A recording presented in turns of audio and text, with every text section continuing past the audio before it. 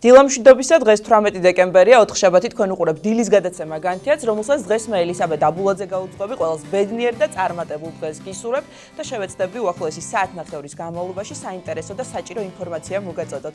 ახლა საეკლესიო კალენდარს გავეცნოთ, ვნახოთ თუ ვის იხსენიებს დღეს საქართველოს მართლმადიდებელი ეკლესია და შემდეგ გაგაცნობთ გადაცემის ანონსს.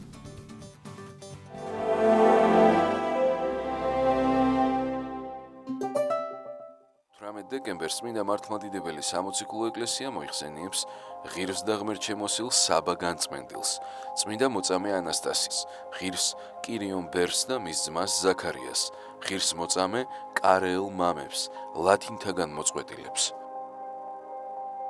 დღევანდელი დღის მფარველი წმინდანების ლოცვით და მეოხებით უფალმა დაიცვას და დაიფარო სრულიად საქართველო. ამინ. დავბრუნდით პირდაპირ ეთერში, ყველას გილოცავთ დღეს მოხსენებულ წმინდათა ხსენებას და მათ შემწეობას გისურვებ. რაც შეეხება ჩვენს დღევანდელ გადაცემას, დღეს 4 შაბათია და ტრადიციულად წარმოგიდგენთ რუბრიკას საპატრიარქოს პოზიცია. შემოგვიერთება საქართველოს საპატრიარქოს საგარეო საქმეთა ურთიერთობის სამსახურის ხელმძღვანელის თანაშემწე იღუმენი მიხაელ ბრეგვაძე და ჩვენ ვისაუბრებთ კვირის აქტუალურ საკითხებზე. მადრიდში გამართულ ზეთისხილის საერთაშორისო საბჭოს მე-60 საიუბილეო შეხვედრაზე საქართველოს თავმჯდომარე ქვეყანა გახდა. თემაზე სტუდიაში ისაუბრებენ საქართველოს ზეთისხილის ასოციაციის თავმჯდომარე გიორგი სვანიძე და საპატრიარქოს ფონდ გაამწვანე საქართველოს აღმასრულებელი მდივანი გოჩა არონიშიძე. აზატულ თამაშებზე დამოკიდებულება და ამ მიმართულებით ბოლოდროინდელი კვლევები, ეს იქნება ჩვენი საუბრის თემა სტუმართან, ჩვენი სტუმარი კი იქნება ქალბატონი ირმა კირთაძე, რომელიც გახლავთ დამოკიდებულების კვლევით ცენტრ ალტერნატივა ჯორჯიას მკვლევარი. ასევე დღეს ჩვენ განათლების საკითხსაც შევეხებით. 3-12 დეკემბერს დოჰაში გამართულ ახალგაზრდა მეცნიერთა მე-16 საერთაშორისო ოლიმპიადა გაიმართა, სადაც ქართველმა მოსწავლემ, კერძოდ ქართულ-ამერიკული სკოლის მოსწავლემ ბრინჯაოს მედალი აიღო. თემაზე ჩვენი სტუდიის სტუმრები ისაუბრებენ ქართულ-ამერიკული სკოლის დირექტორი ირმა მესხიშვილი, პედაგოგი ხატია ზურაშვილი და კონკურსის გამარჯვებული მარიამ ქათამაშვილი და ჩვენი გადაცემის დასასრულს გადაცემის სტუმრები იქნებიან არაერთი საერთაშორისო პრემიის ლაურეატები, ახალგაზრდა ვირტუოზი მუსიკოსები სანდრო გეგეჭკორი და გიორგი გიგაშვილი. ვფიქრობ, რომ მრავალფეროვანი და საინტერესო გადაცემა გელოდებათ, ასე რომ დარჩით ჩვენთან ერთად, არ გადართოთ. ახლა ამიდის პროგნოზს გავეცნოთ, ნახოთ როგორი ამიდი არის მოსალოდნელი თბილისსა და სრულიად საქართველოში და დავბრუნდებით მამა მიხაელთან ერთად დაგველოდეთ.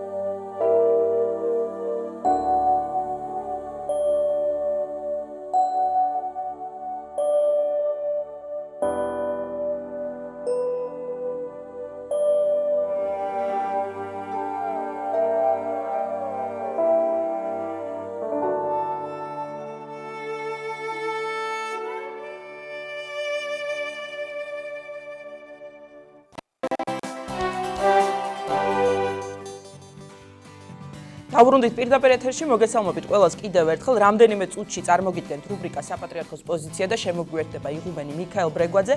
მანამდე კი სიუჟეტი ვნახოთ. იაკობ გოგებაშვილის სახელობის საბავშვო პრემიის ლაურეატები უკვე ცნობილია, დაჯილდოების ცერემონია გაიმართა წერალთა სახლში. ვრცლად თემაზე მოგვითხრობს ჩვენი ჟურნალისტი ელენე ვადაჭკორია.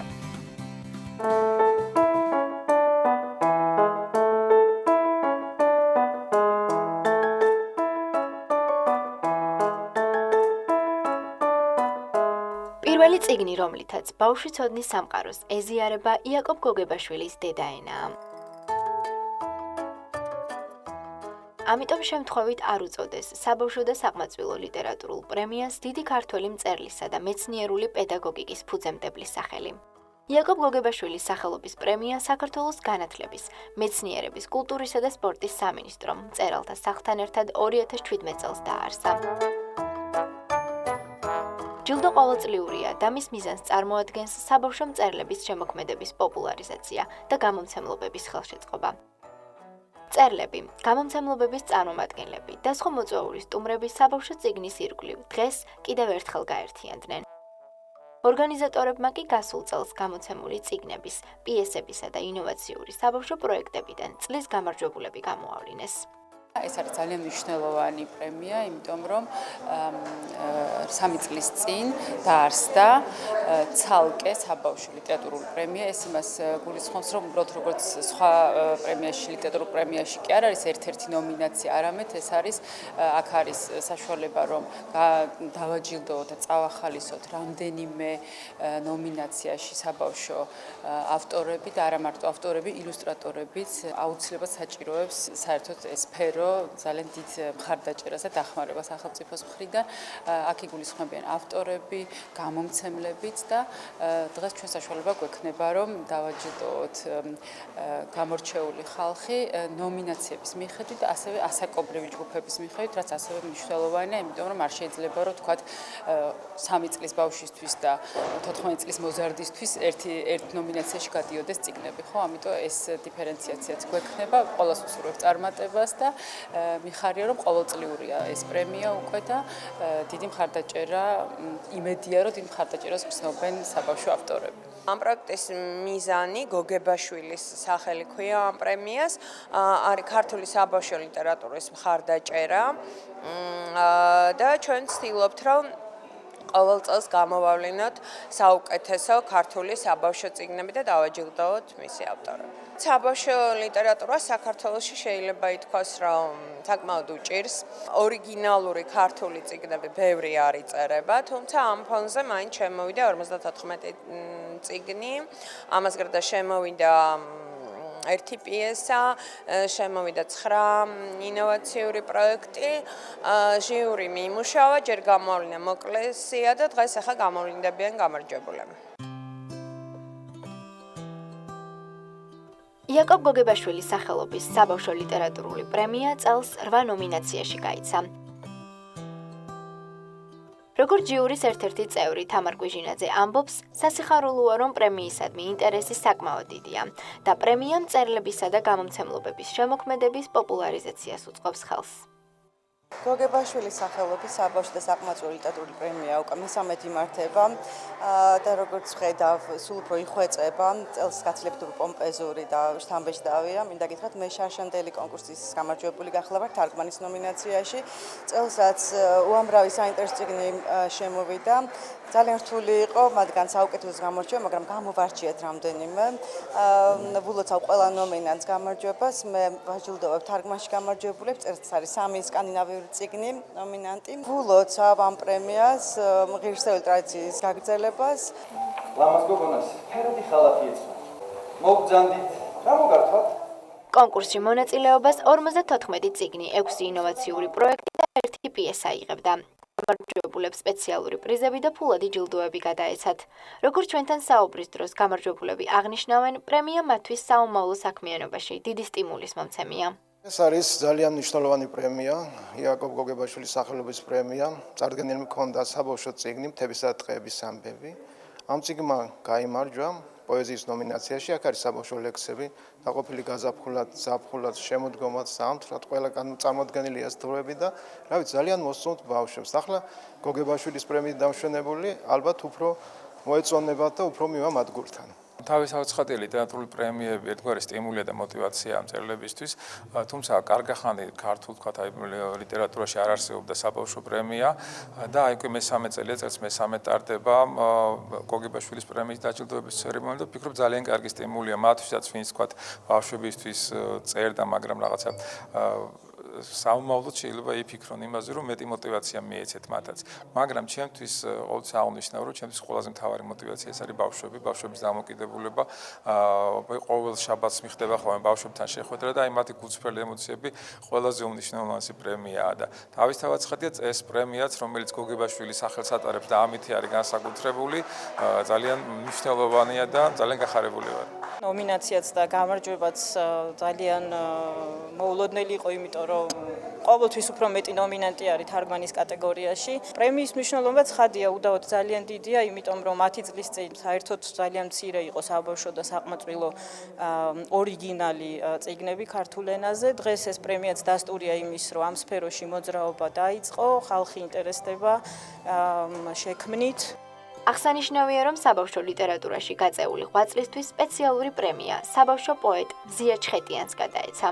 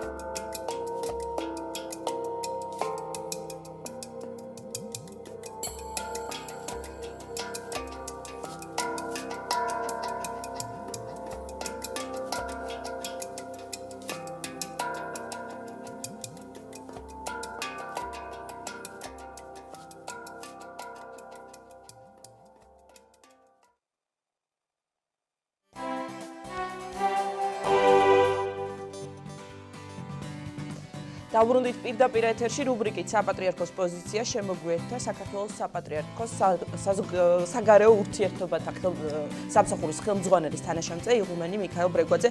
დაგულოცეთ მამა მიქაელ, დიდი მადლობა რომ ხართ ჩვენთან ერთად. მადლობა მოწვევისათვის.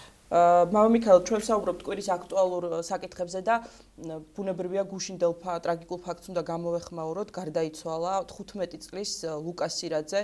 სამწუხარო ფაქტი მოხდა ახალგაზრდა მოზარდმა სცადა თვითმკვლელობა რამდენიმე დღის წინ, რამდენიმე დღის განმავლობაში ის იყო მართვით სუნთქვაზე და აი გუშინ როგორც გამოაცხადეს და როგორც გავრცელდა ინფორმაცია, მოზარდი გარდაიცვალა. ჩვენ ბუნებრივია სამძიმარს ვუცხადებთ განსვენებულის ოჯახს და თქვენს გთხოვთ რომ რამდენიმე სიტყვით ამ ფაქტს გამოეხმაუროთ. როგორც ამბობენ, საუბარი არის პოლიციის მხრიდან ზეწოლის ფაქტზე, რის გამოც მოზარდმა თავი მოიკლა. ძალიან სამწუხარო ფაქტია, მინდა მის ოჯახს მიუსამძიმრო. მე იმედი მაქვს, რომ ეკლესიაც გაითვალისწინებს იმ მდგომარეობას, რომ მყისიერად არ მოხდა მისი გარდაცვალება და ალბათ წესისაგების უფლება მას მიეცემა. თავარი აქ რა უნდა ითქვას, რომ ხშირად ჩვენ ადამიანები ნაკლებ ყურადღებას ვაქცევთ ადამიანის სულიერ მდგომარეობას. და არ ვუფრთხილდებით ერთმანეთს.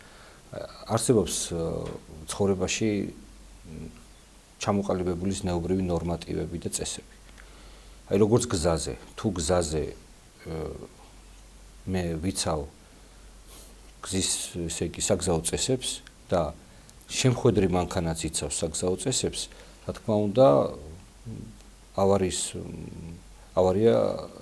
შემთხვევები არის დასული ფაქტიურად ნულზე. მაგრამ როგორც კი ერთი მხარე არ ღვევს, ამას უკვე მოყვება მძიმე შედეგები.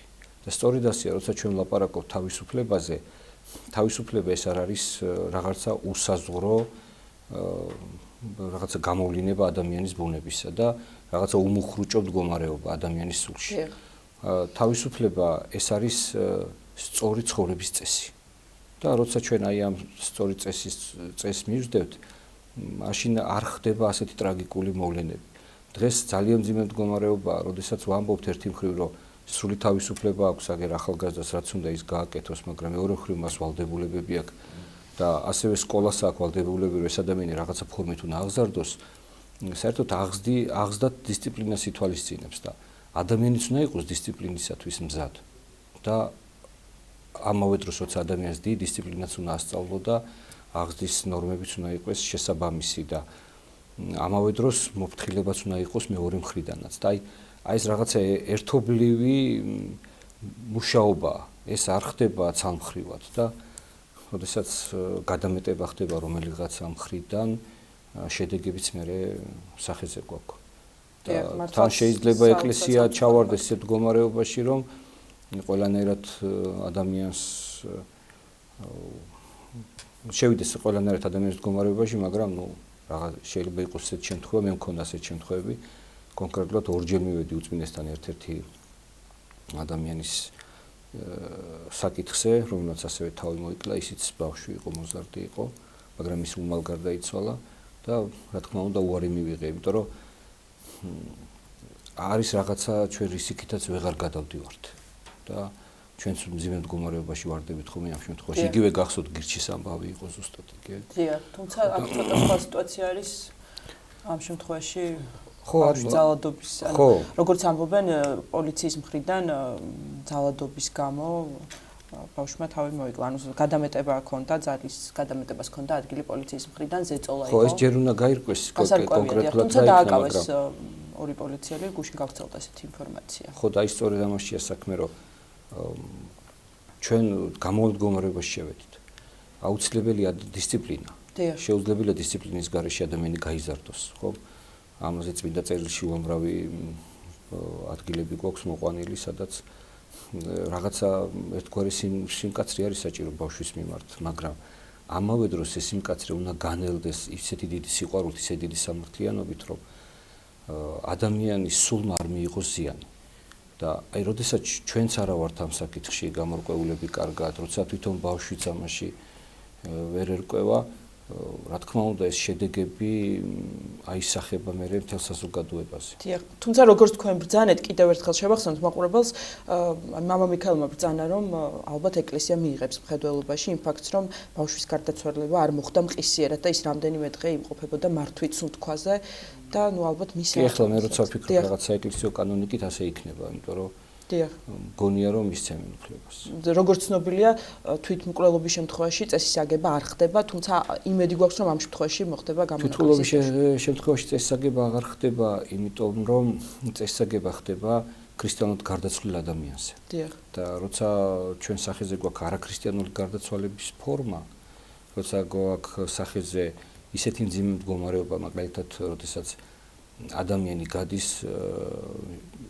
ოქროს კანონის შინაგანი დარღვევის შედეგად. აი მაგალითად წერია რომ არ გაუკეთო სხვასი რაც შენ არ გინდა გაგიკეთო და შენ თავს იკლავ. ეს ნიშნავს რომ აი ამ ყველაზე მნიშვნელოვან მდგომარეობას ანგრევ შენ თავში. სამწუხარო ფაქტია, გაგიკითხო რომელსაც და პოშენო და აი სულიერ კანონმდებლობაში ასეა რომ ადამიანი არ უნდა გავიდეს ძალიან მძიმე ცოდვით და არ უნდა გავიდეს მორღვეული შინაგანი მდგომარეობით და ამბობენ რომ აი ამ დროს ეს შინაგანი მდგომარეობა ირღვევა, იმიტომ რომ უკეთებ შენ თავს იმას, რასაც შეიძლება მე უკვე მთელ კაცობრიობასაც უკეთებდე. ანუ ხო წერია რომ არ გაუკეთო სხვას რაც შენ არ გინდა გაიკეთონ და ამ შემთხვევაში ნუგეში ოჯახისთვის რა შეიძლება იყოს მამა მიქაელ? საოცრად არ ვიცი, აი ამაზე მძიმე მდგომარეობა ცოცხალი ადამიანისთვის არ არსებობს. არ არსებობს ნუგეში არ არსებობს, იმიტომ რომ ნახეთ როგორ არის თვითონ სახარებაც წერს რომ გახსოვთ ბეთლემში როდესაც ჩვილები მოწყვიტეს როგორ წერს სახარება რა კილოს ტიროდაო შვილთა თვითაო და ნუგეშის ცემა აღარ უნდა იმიტომ რომ ბავშვები აღარ არიან ხო აღარ არსებობს ანუ ფაქტიურად რითი უნდა ანუგეშიო ესეთი ადამიანი ხო ბავშვი აღარ არსებობს და ნუ ერთი უკვე ნუგეში არამიწიური არამედ უკვე რაღაცა ზემიწიური და მეტაფიზიკური და მიღმური რჩება ის რომ თუმცა მისი უკვდავისული არსებობს ხო მაგას გულისხმობ ხო მიწიური ნუგეში ფაქტიურად აღარ არის მაშინ მკვდარი თვითონ აღადგინო მაშინ მოციქულები უნდა იყვნენ ქვეყანაზე და მაცხოვარი უნდა იყოს ქვეყანაზე და უნდა გააცოცხლოს და მაგრამ თვითონ ეს მაცხოვრის ყოფნაც და ყოველი მისი მოძრაობაც რომ მაგალითად გახსოვთ რომ მაცხოვარი მიდის და მიცვალებული შეხვდა და გააცოცხლა ხო არ არსებობს სიცოცხლე სიკვდილს შეხვდეს და სიკვდილმა გაიმარჯვოს ან გვერდზე ჩაიაროს მაცხოვარი როგორც კი ხვდება სიკვდილს ისა ეხება და აცოცხლებს და ნუ ყველა ქრისტიანი ჩვენ ველოდებით აი ამ მაცხოვრის დიდებულ მოსვლას როცა ის შეეხება აბსოლუტურად ყველა მიცვალებულს და გააცოცხლებს და რა თქმა უნდა ეს მარადისობის კანონები ამოქმედება მაცხოვრის მოსვლის მერე ეს ერთი ნუგეში გვაქვს ჩვენ თორემ მიწიური ნუგეში თვითონ გახსოვთ მათ ეს სახარებაც იძლევა ამის მაგალითს რომ ნუ რითიღა უნდა ანუგეშო დედა როცა შვილი აღრავს ჩვენ კიდევ ერთხელ სამწუხარებას გამოვთქვამთ მომხდარის გამო და უსამძიმრებთ განსვენებულის ოჯახს იქით მაინც მისცეს ნუგეში და ამინ და სხვა საკითხები მამა მიქაელ რაზეც მინდა რომ გკითხოთ ერთი საკითხი ეს არის მღვდელმონაზონ ანდრიას სარიასა და იღუმენია თამარ გამყრელიძის დაბარება საპატრიარქოში ზნეობრივი კომისიის მიერ როგორც ვიცით იღუმენია თამარ გამყრელიძე არ გამოცხადდა მოსული იყო საპატრიარქოში მამა ანდრიას სარია საინტერესოა რაზე ისაუბრეთ რას ეხებოდა საუბარი და რა რეკომენდაცია თუ მითითება მიეცა მამა ანდრიას მამა ანდრიას ესე იგი სარია დაბარებული იყო ზნეობრივი კომისიის მიერ და მას მოსთხოვეს სინანული იმ საკითხთან იმ განცხადებებთან დაკავშირებით რასაც ის ამ ბოლო დროს აკეთებდა მის ვებგვერდზე და სხვადასხვა გამოსვლებში სატელევიზიო გამოსვლებში და მიეცა გაფრთხილება ამასთან დაკავშირებით იმიტომ რომ მასაც უთხრეს რომ მღვდელმონაზონი რომელიც ტელევიზიაში გამოდის და შეურაცხყოფს სინოდს მღვდელმონაზონი რომელიც გამოდის ტელევიზიაში და დაუსაბუთებლად აი ესე მთელ საეპისკოპოსო საკრებულოს ლანძღავს ეს დანაშაულია და არ შეიძლება დაუდასტურებელი დანაშაული შენ გამოიტანო ეთერში. პრობლემა აქ კიდევ არის სხვა რამე, კაც უთხრეს მას საუბარში, რომ თუ რამე მას საბუთები ჰქონდა, ის უნდა მოეტანა მანამ და ის პროცედურა, რომელიც ჭირდება ეკლესიას იმისათვის, რომ დაადასტუროს რომელიმე ადამიანის ბრალეულობა, ეს პროცედურა უნდა დაიცვას თითოეულმა ადამიანმა. იმიტომ რომ მიზანი ეკლესიის არ არის ჩვენ ვიღაცა გამოვიჭიროთ ცოდვაში და მერე თათხოთ. მიზანი ეკლესიისა არის, რომ თუ ვინმეზე ჩვენ ცოდვა ვიცით, პირველ რიგში ის ვამხილოთ და სინამდვილეში მოვიყვანოთ. დიახ. და რაღაცა მსგავსი პროცედურა მისი მხრიდან არ იყო დაცული. რას ევალება სასულიერო პირს მღვდელს. რა თქმა უნდა, მე მან გაკეთა კიდევ განცხადება და მოითხოვა, რომ დასაბუთებით მოხდეს მისი ბრალეულობის შეფასება. მაგრამ რაღაცა მე ცოტა გამიკვირდა, იმიტომ რომ პირიქით ხდება ხოლმე, რომ დასაბუთებას არ ეთხოვენ ამ დროს, რომ არ დაფიქსირდეს ცუდი ფაქტი. და როდესაც გამოასწორებს ადამიანი თავის შეცდომებს, როცა საბუთი არ არსებობს ამის, ის ადვილად იქნება გადავიწყებული. და ახლა თუ იკუთხრა კიდევაც ერთ-ერთ მთავარმა, რომ ახლა რაღაცა საბუთებს თუ მოითხოვ, მაშინ სხვანაირი საუბარი წავა, ხო? ჩვენ თუ დავასაბუთებთ ყველაფერში რა დააშავე, მაშინ ბრალი უფრო დამძიმდება და ახლა გპატიოთ შენ და გაფრთხილებას გაძლევთ და მხოლოდ გაფრთხილებით ვიფარგლებით. აი, რა იყო ამ შემთხვევაში მამა ანდრიას პასუხი? მამა ანდრიას პასუხი ამ შემთხვევაში ის იყო, რომ მას რაღაც საბუთები აქვს და აქედან გამომდინარე ის იცავს სიმართლეს და ხელაც აი ამ დასაბუთებებს მოყვა, რომელიც მას გააჩნია, მაგრამ სხვა მასზე არავინ არაფერი არ იცის. ამ საბუთებზე არის მუდმივად საუბარი, მამა მიქაელ. და ანუ არის რაღაცა სამხილზე, არის არგუმენტებზე, ფაქტებზე, მაგრამ ვერადავერ ნახა საზოგადოებამ ეს ფაქტები თუ ასე ვთქვათ არგუმენტები და ეს საბუთები და რაშია საქმე? იმ ზნეობიდან გამომდინარე, იმ რაღაცა ეპატაჟური მოქმედებებიდან გამომდინარე, რომელსაც დღემდე ვხედავ და უწყვეტად ვხედავ, დარწმუნებული ვარ, თუ ასეთი საბუთები არსებობდა, ამ საბუთებს არავინ არ დამალავდა. რა თქმა უნდა. იმიტომ რომ ისეთი ადამიანი, რომელიც არ ერიდება ასეთ დიდ ბრალდებებს, მას თუ საბუთები გააჩნია, არ დამალავდა. იგივეა ხო, მაგალითად, როცა მეუფე ზოსიმეზე იყო ლაპარაკი, თუ მეუფე ზოსიმესთან მსგავსი ბრალი არსებობდა და მსგავსი ცოდვა მასში არსებობდა, ეს არ შეიძლებოდა სადღაც არამოვარდნილი იყო. რატომ როცა ის გადააყენეს და მოიცილეს, რატომ შეწყდა მასზე მსგავსი თავდასხმები და მხოლოდ ახლა გაახსენდათ? სად არის? მანამდე რატო არ ამოვარდა სადმე ეს ცოდვა? შეუძლებელია ადამიანი როცა არის ასე მძიმე ცოდვაში, ასეთ ასაკში მოკიდეს და ეს უკვე სულიერი დაავადება, შეუძლებელია. შეგიძლიათ მითხრათ, რომ მაგალითად სულიერად დაავადებული, რომელსაც არ შეუძლია არ წავიდეს და ტოტალიზატორში ან სადმე კაზინოში არ ითამაშოს, ასე უცებ განიკურნოს. წარმოუდგენელი. ეს არის ზღაპარი, იმიტომ რომ ამაში არა ბუნებაში არ არსებობს გავსი მოვლენა, ჩვენ არ ვიცით ყოველ შემთხვევაში, მე არ ვიცი და ამიტომ როცა ლაპარაკია ბრალდებაზე, იქ უთხრეს კიდევაც მთავრებმა, ჯერ ეს ბრალდებები უნდა დაამტკიცოს სასულიერო პირმა და სასულიერო პირმა ასეთი მკვეთრი შეფასებები არ შეიძლება გააკეთოს წმინდა სინოდის. ყველაზე ცუდი აქ ის არის, რომ როცა შენ ლაპარაკობ ცუდ სასულიერო პირებზე და მაგალითად 1000 სასულიერო პირში 3 სასულიერო პირი შეიძლება გყავს ასეთი, არ შეიძლება ამ სამ სასულიერო პირის ფონზე განიხილავდნენ 1000 ადამიანს. მამა მიქაელ, თუ შეიძლება ხა ლოცვას რომ დაუთმოთ დრო 9 საათი სრულდება და ერთად მოვისმინოთ 7 გზის ლოცვა, შემდეგ უკვე ამ თემაზე კვლავ განვაგრძობთ საუბარს. ერთად მოვისმინოთ 7 გზის ლოცვა. Giga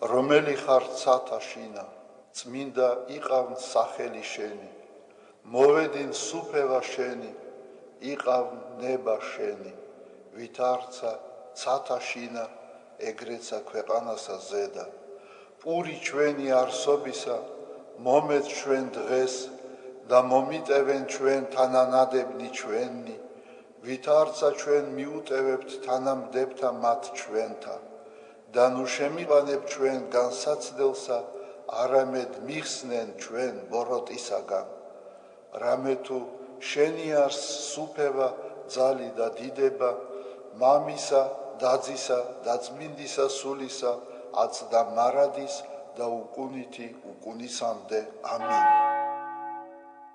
მიწყალემე ღმერთო დიდითა წყალობითა შენითა და მრავლითა მოწყალებითა შენითა ახოცე უჯულოებაი ჩემი უფროს განბანემე უჯულოებისა ჩემისაგან და ცოდვათა ჩემთაგან გამწმინდე მე რამე თუ უჯულოებაი ჩემი მეუწყი და ცოდვაი ჩემი წინაშე ჩემსა არს მარადის შენ მხოლოსა შეგცოდე და ბოროტი შენ წინაშე ვყავ რათა განმართლე სიტყვათაგან შენთა და ზლოს ჯასა შენსა რამე თუ ესე რა უჯულოებათა შინა მიუდგა და ცოდვათა შინა მშამე დედამან ჩემა რამე თუ ესე რა ჭეშმარიტება შეიყვარე უჩინონი და დაფარონი სიბნისა შენისანი გამომიცხადენ მე მას ხორო მე უსუბითა და განწმინდე მე განბანო მე და უფროს თოვლისაგან სპეტაკნე მას მინო მე გალობაი და სიხარული და იხარებდნენ ძვალნი დამდაბლებულნი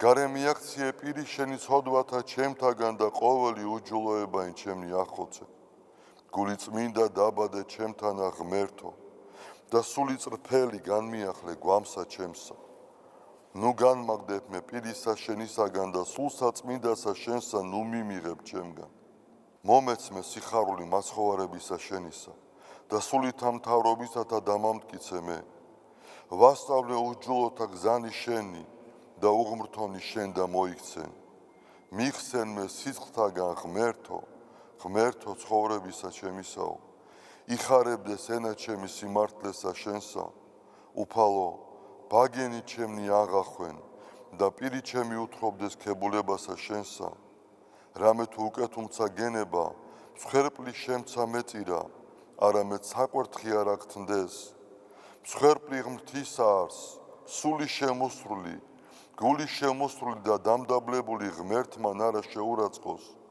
კეთილი უყვა უფალო ნებითა შენითა სიონსა და აღეშენენ ზღუდენი იერუსალიმისანი მაშინ გთნდეს მსხვერპლი სიმართლისა შესაწირავი და ყოვლად დასაწველი მაშინ შესწირნენ საკურთხეველსა შენსა ზედა ზვარაკნი დიდება მამასა და ძესა და წმინდასა სულსა აწდა მარადის და უკუნითი უკუნისამდე ამინ ალილუია ალილუია ალილუია დიდება შენ და ღმერთო ალილუია ალილუია ალილუია დიდება შენ და ღმერთო ალილუია ალილუია ალილუია დიდება შენ და ღმერთო ჩვენო დიდება შენ და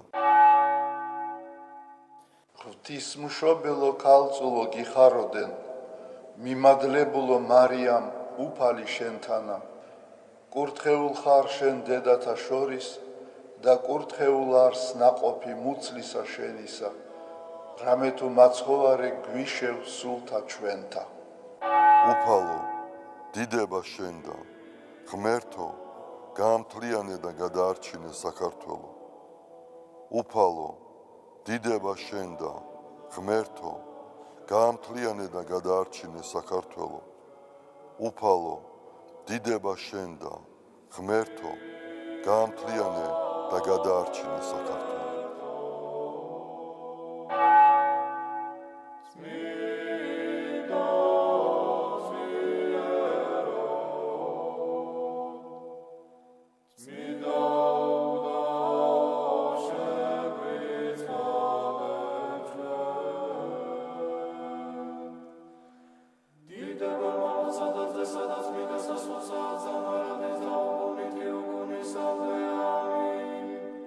Sweet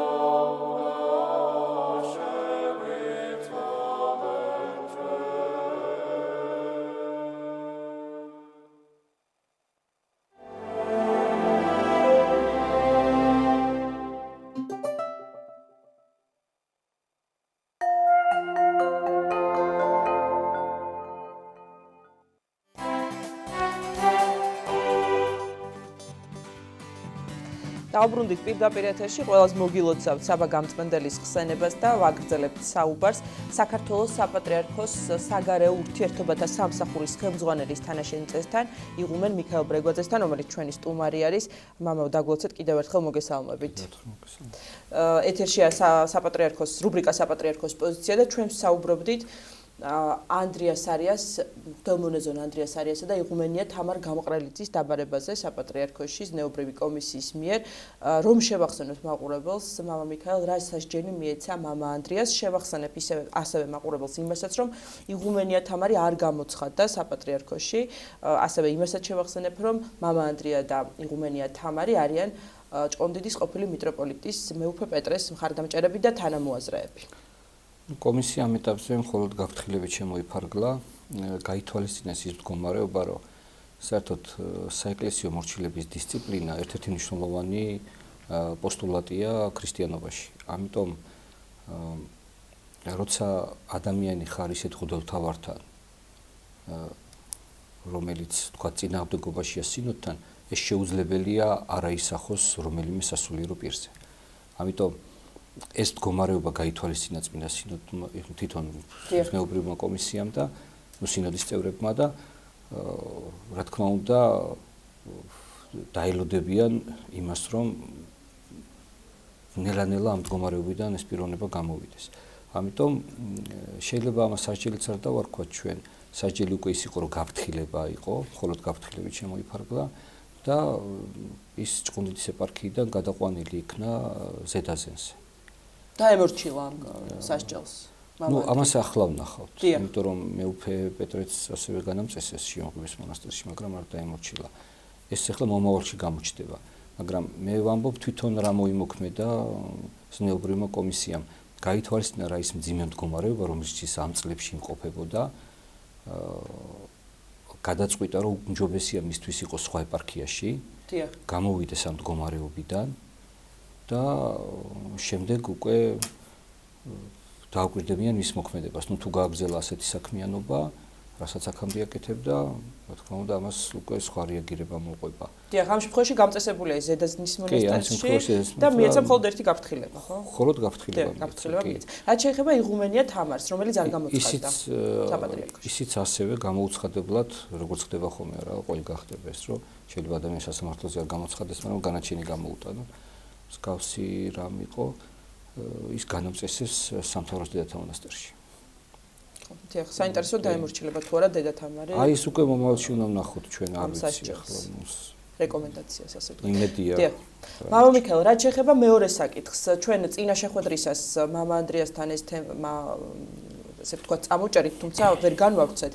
ორი სასულიერო პირი რუის ურბნისის ეპარქიიდან წასულიყო უკრაინაში და კერძოდ უკრაინის ეკლესიას სტუმრობდა. მხედველობაში მაქვს ბუნებრივია კონსტანტინოპოლის მიერ ახლად აღიარებული ეკლესია.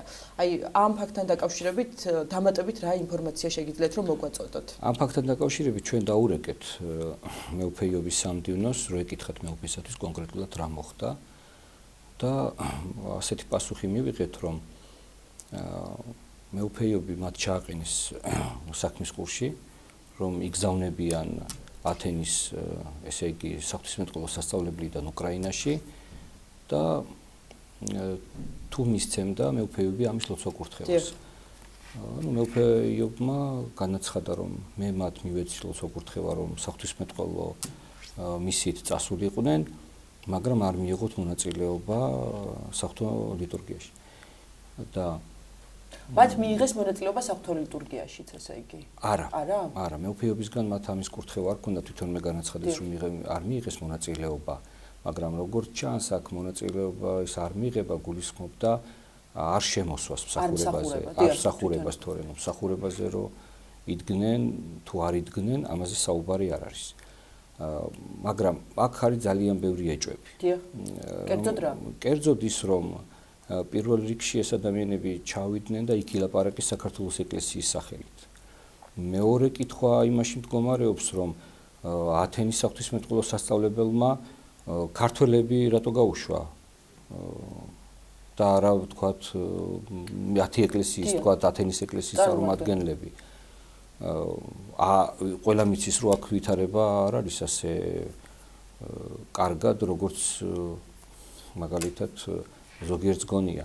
დიახ, და თან საქართველოს ეკლესიას არ აქვს დაფიქსირებული საკუთარი პოზიცია უკრაინის რა თქმა უნდა, საქართველოს ეკლესიას აქვს უამრავი კითხვები ამასთან ამ საკითხთან დაკავშირებით. თქვენი გადაცემის შემდეგ, გადაცემა გაკეთდა შემდეგ სხვა არხზე და ორმა სასულიერო პირმა მისცა ინტერვიუ სხვა არხს, სადაც მათ კიდევ ერთხელ დააფიქსირეს, რომ პირდაპირ ციტატა შემიძლია მოვიყვანო, თქვათ წავედით საღვთისმეტყველო, ესე იგი მიზნით. რას ნიშნავს თქვათ წავედით?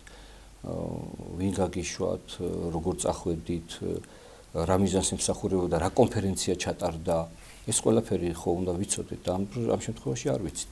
დიახ, ამ შემთხვევაში მოხდება მათი დაბარება საპატრიარქოში იგივე ზნეობრივი კომისიის მიერ? ალბათ როცა მოუწევს მეუფეებს ჩამოსვლა საპატრიარქოში, უფრო ეს საკითხი უფრო ახლოდან გაირკვევა. იმიტომ რომ ჩვენ უკრაინის ეკლესიის აღიარებასთან დაკავშირებით უამრავი საფრთხე და კითხვა გვაქვს.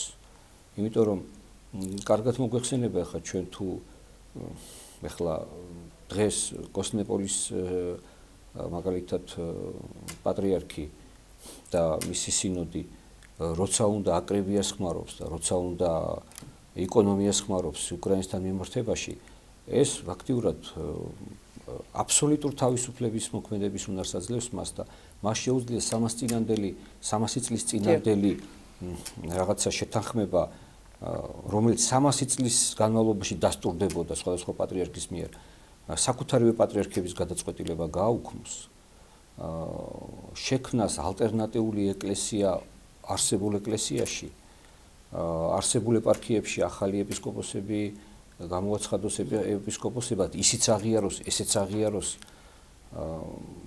არ ჯდება არაფერში. და აქ არის კიდევ სხვა პრობლემები, მაგალითად არსებობს ესეთი ოსმალური წესი მირონის მოხარშვის, ხომ?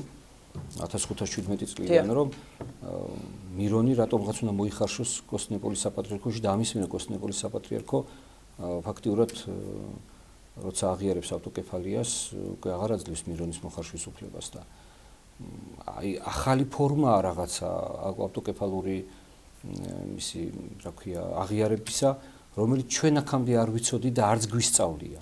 ამას არც ერთი თეოლოგიური სკოლა არ ასწავლიდა, იმიტომ რომ ყველა ასწავლიდა, რომ ჩვენ ვართ ერთნი, ჩვენ ვართ თანასწორები, სწორედ ამით განსხვავდებით რომის პაპის აი ამ სუბორდინაციული დამოკიდებულებისაგან და ვაღიარებთ ჩვენ ერთმანეთს როგორც პირველთა შორის ეკლესიებს. ამიტომ ამ შემთხვევაში ჩვენ კი გვინდა რომ უკრაინის ეკლესიას ქონდეს ავტოკეფალია, მაგრამ გვინდა რომ ქონდეს უკრაინის ეკლესიას ავტოკეფალია მის კანონიკურ ნაწილს და ეს მოხდეს კანონიკური პროცედურების დაცვით. დიახ. ახლა ასე რომ ერთი ეკლესიაც კანონიკურია, მეორე ეკლესიაც კანონიკურია და იმ დროს, როდესაც თვითონ უკრაინელები ვერთმობენ რა დიასპორებს, უნდათ რა სრული ავტოკეფალია, სრულფასოვანი ავტოკეფალია თავს იკავებენ გადავიდნენ ახლად აღიარებულ ავტოკეფალურ და მხოლოდ რამდენიმე ეპისკოპოსი გადავიდა, ორი ეპისკოპოსი. ახლა ამ შემთხვევაში ჩვენ უკრაინელებზე მეტი უკრაინელები გამოვდივართ და უკრაინელებზე მეტი პატრიოტები ვართ და უფრო მეტად გვიყვარს ჩვენი უკრაინის ავტოკეფალია ვიდრე თავად უკრაინელებს. ეს ძალიან ბევრ კითხვას ბადებს, ამიტომ ძალიან დიდი სიფრთხილეა ამ საკითხის საჭირო, საერთოდ არ არის საჭირო გმირობები და ასეთი ეპატაჟები, რომ აი მე შევძელი და ვაღიარე, აი მე გავბედე და ვაღიარე. გამბედაობა სინოდის მე მგონი თითოეულ წევს აქვს საკმარისი იმისათვის, რომ კანონიკური წესების შემთხვევაში აღიაროს და მიიჩნიოს უკრაინის ავტოკეფალური ეკლესია ავტოკეფალურ ეკლესიად და ის შეთანხმება, რომელიც თავიდან არსებობდა, რომ აი ეს ავტოკეფალია იმისთვის გვჭირდება, რომ ჩვენ უკრაინა გავაერთიანოთ, რა ეს შეთანხმება დაირღვა თავიდან. ამიტომ გვაქვს კითხვები და არ შეიძლება სასულიერო პირმა, ხო, აი ესე სინოდზე თავზე გადახტომით, საეკლესიო ეკლესია საქართველოს ეკლესიის გადაწყვეტილებებზე თავზე გადახტომით, ასეთ შეხვედრებში მიიღოს მონაწილეობა და იქიდან მე კიდე პლუს საჩუქრდებოდეს ამ თემაზე ალბათ მომავალ ოთხშაბათსაც გვექნება საუბარი, როდესაც უფრო მეტ მკაფიობას შეიძენს ეს საკითხი და როგორც თქვენ ბრძანეთ, ეპარქიის მმართველ მღვდელმთავართანაც გექნება საუბარი. იმ კვირაში ეს საკითხი გადაწყდება. რაც შეეხება კიდევ ერთ საკითხს, რომელზეც გვინდა რომ ვკითხოთ მამა მიქაელ, ეს არის თეოლოგ გოჩაბარნოვის საკითხი. თეოლოგი გოჩაბარნოვი თავის Facebook გვერდზე კვლავ აგრძელებს, ესე ვთქვათ, სხვა ინფორმაციის განთავსებას და ეს ინფორმაცია არის შემცველი ძირითადად ლანძღვაგინების ეკლესიის მსახურთა მიმართ, მათ შორის ის ლანძღავს მღვდელმთავრებს, ასევე ქალბატონ შორენა თეთრუაშვილს, ასევე პროტოპრესვიტერ გიორგი ზვიადაძეს, მამა ანდრია ჯაღმაიძეს, დეკანოზ ანდრია ჯაღმაიძეს და ასე ვთქვათ, მუდმივად ამ თემით არის ის დაკავებული, რომ აი სხვა ცილისწამება თუ ბრალდება მათი მისამართით ააგოროს და შემდეგ იქ არის უამრავი კომენტარი და ასე შემდეგ პოლემიკა მიმდინარეობს ამ საკითხზე. თქვენ გამოგიწვიათ როგორც ვიცი ესე იგი დებატებში გოჩაბარნოვმა და თქვა რომ აი მამა მიქაელ შევხვდები და ჩვენ ვისაუბრებთ სხვა აქტუალურ საკითხზე რაც ეხება საქართველოს ეკლესიას. თქვენი პოზიცია ამასთან დაკავშირებით?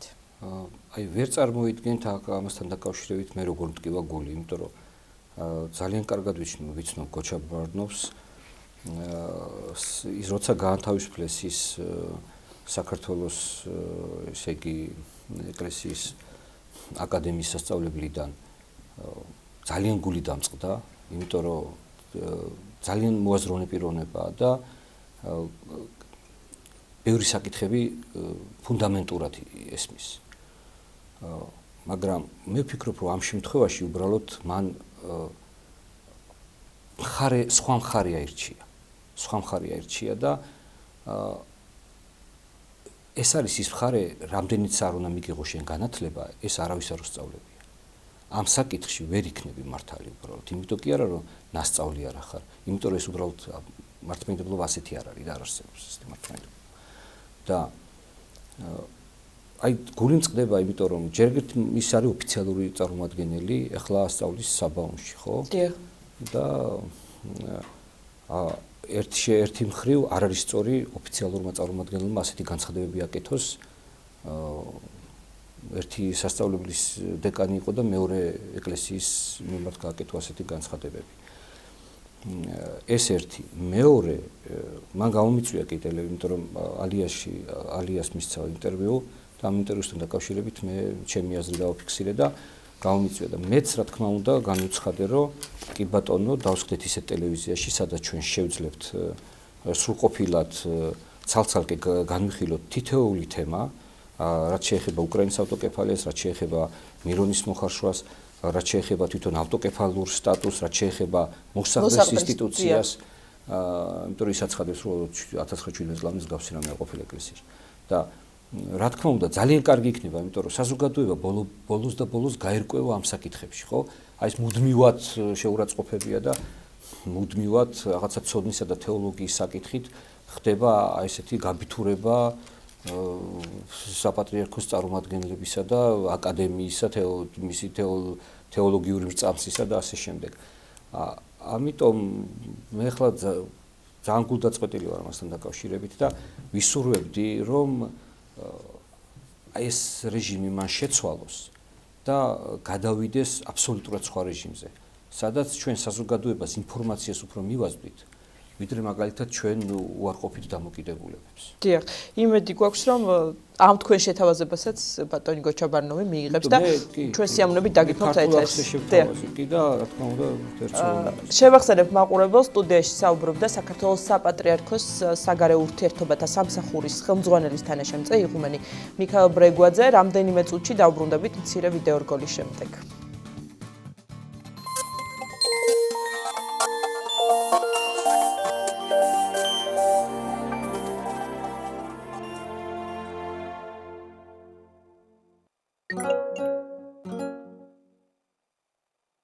მიედინება ცხოვრება ნაკადულივით ჩქარა. ჩვენ კი ბუნება გვანიჭებს ამ ცხოვრებისთვის ძალას, რომ გვიხაროდეს ბავშვივით, ვიყოთ ჯანმრთელად, ლაღად.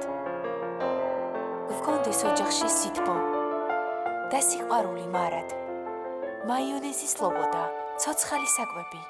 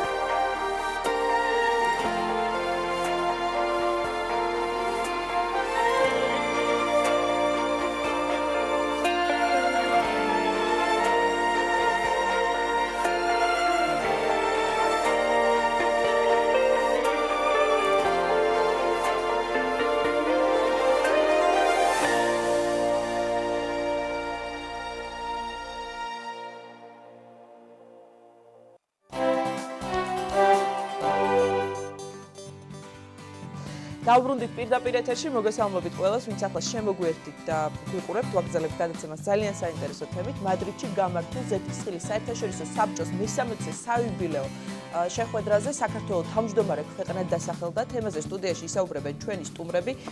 სოფლიოს საერთაშორისო ზეთისხილის საბჭოს პრეზიდენტი ბატონი გიორგი სვანიძე და საპატრიარქოს ფონდ გაამწვანეს საქართველოს აღმასრულებელი მდივანი ბატონი გოჩა არონიშიძე. მოგესალმებით ბატონებო, ძალიან დიდი მადლობა რომ ხართ ჩვენთან ერთად. გილოცავთ ამ მეტად მნიშვნელოვან ფაქტს, ესე იგი ევროსაბჭოს თავმჯდომარე ქვეყანა ხომ ვართ 2020-დან და ახლა უკვე ზეთისხილის საერთაშორისო საბჭოს თავმჯდომარე ქვეყანაც გავხდით. ბატონი გიორგი, რა მნიშვნელობის მოვლენა არის თქვენ რომ გითხრათ და კიდევ ერთხელ მინდა რომ მოგილოცოთ ბუნებრივია და მიულოცოთ მთელს ქვეყანას. დიდი მადლობა. მოგესალმებით თქვენ მაყურებელს, მიულოცავ ნამდვილად მთელ ქართულ ხალხს ეს ასეთ დიდ გამარჯვებას. დღესდღეობით სოფლიოს საერთაშორისო ზეთისხილის საბჭო 60-წლიანი ორგანიზაცია. ეს არის ერთ-ერთი დიდი ორგანიზაცია, რომელიც 95% ზეთისხილის პროდუქციას და 75% მთელი მსოფლიოს ზეთისხილის ტრეიდინგს აკონტროლებს, გასცემს სერტიფიკატებს, ქვეყნებს, ლიცენზიებს. და ჩვენ ბედნიერები ვართ, რომ ეს ბედნიერება მართლა საქართველოს ერგო და მის მე-60 იუბილეეს გახდა სოფლიოს საერთაშორისო ზეთისხილის საბჭოს თავმჯდომარე ქვეყანა 2020-ში საქართველო და მე მისი პრეზიდენტი. და თქვენ ბუნებრივია ესწრებოდით მადრიდში ამ მოვლენას, ხო? რა თქმა უნდა, დიახ. და აი როგორ ჩაიარა ერთი ორი სიტყვით რომ მოგვიყვეთ. კი ბატონო, ნებავთ საერთოდ როგორ დაიწყო მოგიყვებით და მე გავაგზავნებ მაგას. კი ბატონო, კი ბატონო. ესე იგი საერთოდ მე მახსოვს ეს ყველაფერი უწმინდესის კურთხევით და ამ შემთხვევაში ვსაუბრობ ზეთისხილის კულტურა ზოგადად როგორ შემოვიდა საქართველოში, ამით ვიწყებთ. და ხო, აი როგორ დაიწყო საქართველო, როგორ მივიდა ამ სოფლიოს საერთაშორისო უდიდეს ორგანიზაციის ხელმძღვანელი გახდა ეს ქვეყანა და ნუ რა თქმა უნდა მის პრეზიდენტი. ესე იგი უწმინდეს აჩუქა ვიღაცამ ზეთისხილის ნერგი და ამ ნერგმა ორი ზეთისხილი მოისხა. და უწმინდესი ყველას ეუბნებოდა, რომ აი ხალხო საქართველოში ზეთისხილის კულტურა იხარებსო და დარგეთო ეს კულტურაო. ჩვენ დიდი ხანი 17 წელი ჰოლანდიაში ცხოვრობდით, საქართველოში რომ დავბრუნდით 2007 წელს დავაარსეთ აქ ფონდი, რომელიც აგროსექტორში ახორციელებდა სხვადასხვა პროექტებს და ზეთისხილამდე ჩვენ შემოვიტანეთ პირველი სოიოს პლანტაცია და საქართველოში გავაშენეთ პირველი სოიოს პლანტაციები. შემდგომ უკვე ერთ-ერთ ესეც ფესტივალზე, ჩვენებურების ფესტივალზე მოვხდით იმაში რა ქვია თურქეთში, ვნახეთ ის პლანტაციები და იქიდან შემოვიტანეთ ეს ნერგები საქართველოში და თვითონ ის იგივე ნერგი 10-12 სანტიმეტრით უფრო სწრაფად იზრდებოდა, იქ ჩვენებური ქართველები იყვნენ ვიდრე თურქეთში ეს ნერგები. და შემდგომ რომ დავუდგეთ ეს საქართველოში უკვე პლანტაციები გაშენდა, შემდეგ გადამამუშავებელი ქარხანა გაშენდა და უკვე აი ამ ყველაფერს რა თქმა უნდა პატრიარქის კურთხევით ისევ ამას მინდა ხაზი გაუსვა და აღვნიშნო, იმიტომ რომ ბევრ ადამიანმა სცადა ეს გაეკეთებინა ადრეც რაღაცა ჩვენამდეც კიდევ რაღაცა აი ახლო მომავალშიც, მაგრამ არავის არ გაუმართდა ეს საკითხი, ვერ მიიყვანა ვერავინ ბოლომდე სანამ პატრიარქის კურთხევა არ იყო და აი პატრიარქის კურთხევამ უკვე საქართველოში ზეთისხილის დარგიც და დააბრუნა თუ აღორძინა თუ ფეხი მოიკიდა და საქართველო უკვე აი ეს ჩაოლებრივად არ მოხდებოდა ნამდვილად რომ არ ყოფილიყო კურთხევა და ღვთის მადლი. საქართველო უკვე გახადა მსოფლიოს საერთაშორისო ზეთისხილის საბჭოს თავმჯდომარე ქვეყანა და ნუ უკვე მე გავხდი ამ მსოფლიოს ზეთისხილის საბჭოს პრეზიდენტი და აი ამ ყველაფრისთვის რა თქმა უნდა უწმინდეს ძალიან დიდი მადლობა და კიდევ ერთხელ ულოცავ ჩვენ მთლიან მოსახლეობას. და აი ბატონ გოჩას მინდა ვკითხო, თქვენ აქტიურად ბრძანდებით ჩართული როგორც გამწვანების საკითხებში, ასევე განაშენიანების რაც უშუალოდ ზეთისხილის კულტურასაც უკავშირდება, რომ მოგვიყვეთ. სად ხარობს ზეთისხილის კულტურა საქართველოში, სად კონკრეტულად რომელ რეგიონებში მოხდა განაშენიანება? კიდევ ერთხელ მოგესალმებით, მინდა ასევე მოგილოცოთ ეს მოვლენა, რომელიც არის ძალიან მნიშვნელოვანი. ასევე მინდა უშინდელი ბარბარობა და დამტეკი ნიკოლოზობა ვილოცოთ. ეს ასევე საბაგამწმენდელის ხსენების დღეარი და გილოცავთ საბაგამწმენდელის ხსენების დღე ჩვენ ოჯახებს დასული იყო საქართველოს. ასევე მინდა ვისარგებლო უზენაესობით და ჩამოთქვა ჩვენი ფონდის თანადგომა მომხდარი ტრაგედიის შესახებ, რომელიც მოხდა და ძალიან მწუხარ და ჩვენი მხრიდან სიმბოლურად ზედისხელს დაურგავთ გარდაცვალებულ ბავშვს, რომ იყოს მარადიული ხსოვნამისი და რაც შეეხება აი ამ თემას, რომელიც არის ძალიან მნიშვნელოვანი ქვეყნისათვის, ეს არის სახელმწიფოებრივი საქმე არის, რასაც ბატონი გიორგი და მისი მეგობრები კომპანიონები აკეთებენ. მე ვფიქრობ, რომ ისევ უმჯობესია, რომ ეს განვითარება ამისი და პლანტაციების თვითონ გიორგი მისაუბროს, ბატონ გიორგი. რადგან მას ეს მისი საქმეა და თან ხარხალაშენებულია, ხო, მე მხოლოდ ვიტყვი იმას, რომ ჩვენ ერთობლივად მისი უწმიდესობის კურთხევით და მისი ასეთი მოწოდებით და რიგებით და მართლაც აი როგორც ბატონ გიორგი თქვა, ესე იგი მას მე უფრო ეს განვითარდა ეს ყველაფერი, რადგანაც ყველაფერს ჭირდება თავის დალოცვა. ჩვენ სხვა ხევს რო ვდგავთ, ხო? ვიღეთ მისი უწმიდესობისგან იმ მოდელს, რომ დალოცავს, გამოსახვას პიჯვარს და გაიხარე და გამახარეო, ხო? აი ფაქტობრივად ყველაფერს ჭირდება თავის დალოცვა, კურთხევა, მოფერება უნდა, გათხოვება უნდა, გულის გახსნა უნდა და მე ყველაფერი იქნება დამოკიდებულებაზე ალაპარაკი. მთავარი არის ეს მიდგომა და სწორი მიდგომა. ხო და ჩვენ ესე იგი გაკეთებული გვაქვს უკვე მისი უწმიდესობის კურთხევით, ბატონი გიორგის ასევე რა თქმა უნდა მისი ეს თემა არის და ეს ბაღებია ჩვენ გავაშენეთ, ეს არის მახათას მთაზე, დარგული გვაქვს ჩვენ ათასობით ზეთისხილი და როდესაც მისი უწმიდესობის კურთხევა რო იყო, რომ ნათლულებს დაერგო 12 ხე, რამდენი გვიკავშირდება ჩვენ და ათასობით დავრგე და ეს ბაღები არის გახარებული, მოლილი და ფაქტობრივად ესე იგი აქ შეთავსებულია როგორც გამწვანება, იმიტომ რომ ზეთისხილი არის ბიბლიური, მარადმწვანე ხე არის, ხესტლოვანი ხე არის, მადლმოსილი ხე არის, ფსალმუნებში ხვდებით, ხო? და ასევე არის სოფლის მეურნეობაზე მოსავალიც არის და გამწვანებაც არის. ერთმანეთს ითავსებს ეს ყველაფერი. და ამიტომ ძალიან კაი საქმეა. ისაც იყო ეს ხრიოკი ფერდობები მხატვრის მთაზე, ელიას მთაზე, ხო? ჩვენ ახლა იქ გვაქვს გამწვანებული კაი ლამაზი ფერდობები არის. მინდა ასევე აღნიშნო ის, როდესაც ჩვენ გვიკავშირდებიან, ესენი არიან გვარების კავშირები იქნება, სახელმწიფო სტრუქტურები იქნებიან, ეს იქნება სხვადასხვა კერძო კომპანიები იქნება. ყველა სურს რომ მის მიწევს კურთხევის ქვეშ გაკეთოს მადლიანი საქმე. ხო და ერთს გავიხსენებ კიდე, როდესაც ჩვენ დავარგვევინეთ ქალაქის მაშინდელი მერის ბატონ დავით ნარმანიას ელიას მთაზე. მაშინ მე ვუთხარი, რომ ბატონ დავით ეს გზა, რომელიც აკავშირებს სამების ტაძარს და ელიას მახათას მთას, ძალიან ცუდი გზა იყო, ბატონ ელისაბედ და იყო აი სატრაქტორე გზა იყო ძალიან ცუდი და ვუთხარი, ეს გზა თუ ამას გააკეთებ, იქნება ფაქტობრივად ცოცხალი ძეგლივით იქნება ერთმანეთს შეერთებს ამ მარტო ტაძარს კი არა, საერთოდ აი უბნებს და მართლაც დღეს არის ყველაზე კაი გზა, ბატონ დავითმა გააკეთა ეს გზა და თუნდაც ჩვენს ბაღთან გადის ეს გზა, ამას მოყვა ერთ მადლიან საქმეს მოყვა მეორე მადლიანი საქმე და გამვითარდა ძალიან კაი რაღაცები, ხო? კომუნიკაციები. ასევე მინდა თქვა გავიხსენო ის, რომ ჩვენი მეგობარი ცხონებული რეზო ჩხეიძე დიდი ადამიანი ძალიან რა თქმა უნდა დიახ ჩვენ მეგობრები ვიყავით თანამებრძოლები ვიყავით მე და ბატონი რეზო და როცა გარდაიცვალა ის მის ხსოვნის სახელზე მისი იდეა რა იყო შემოქმედების ჰუმანურობა ადამიანობა ვაჟკაცობა ბუნების მოვლა ენერგიები მისი პნევით ასე შემდეგ ხო ამიტომ მის ხსოვნის სახელზე დიღომში წმინდა ლაზარეს ეკლესიის ეზოში გავაშენეთ ესეთი ძალიან ლამაზი ციცხლის ბაღი სადაც მონაწილეობდნენ დარგის პირველი პირები მინისტრები როგორც გარემოს დაცვის ასევე თავდაცვის მინისტრი შემოქმედებელი ხალხი იყვნენ და რაღაცა ეკლექტიკა იყო ესეთი ლამაზი საქმე გამოვიდა ცოცხალი ძეგლი გამოვიდა იქაც ბატონი რუსათვის და ასეთი ბაღები გაშენებული გვაქვს ჩვენ ძალიან ლამაზი ასევე მით აღნიშნო ბატონი გიორგის მიერ ბატონი გიორგის არ უყვარს ამის აღნიშნა მაგრამ მის შემოწირულობა როგორც ფონდის სახელით აკეთებს და ზამბერი ყი რაღაცები აკეთებულია მალთ იგივე საკრებულოს წირომარი ლამაზი ძალიან ასეთი ცხილის ხეები რომ არის გახარებულები და ამშვენებს თავისუფლების მოედანს და შემოწირულობა ეს არის ჩვენი მოკლედ საინტერესო თბილისშიც რომ ხარობს ზეთისხილის კულტურა. საკმაოდ მაგაშია. ნებად ქაშვეთი ავიღეთ, რუსთაველზე ავიღოთ, იქაც ჩვენი დარგული ზეთისხილები არის.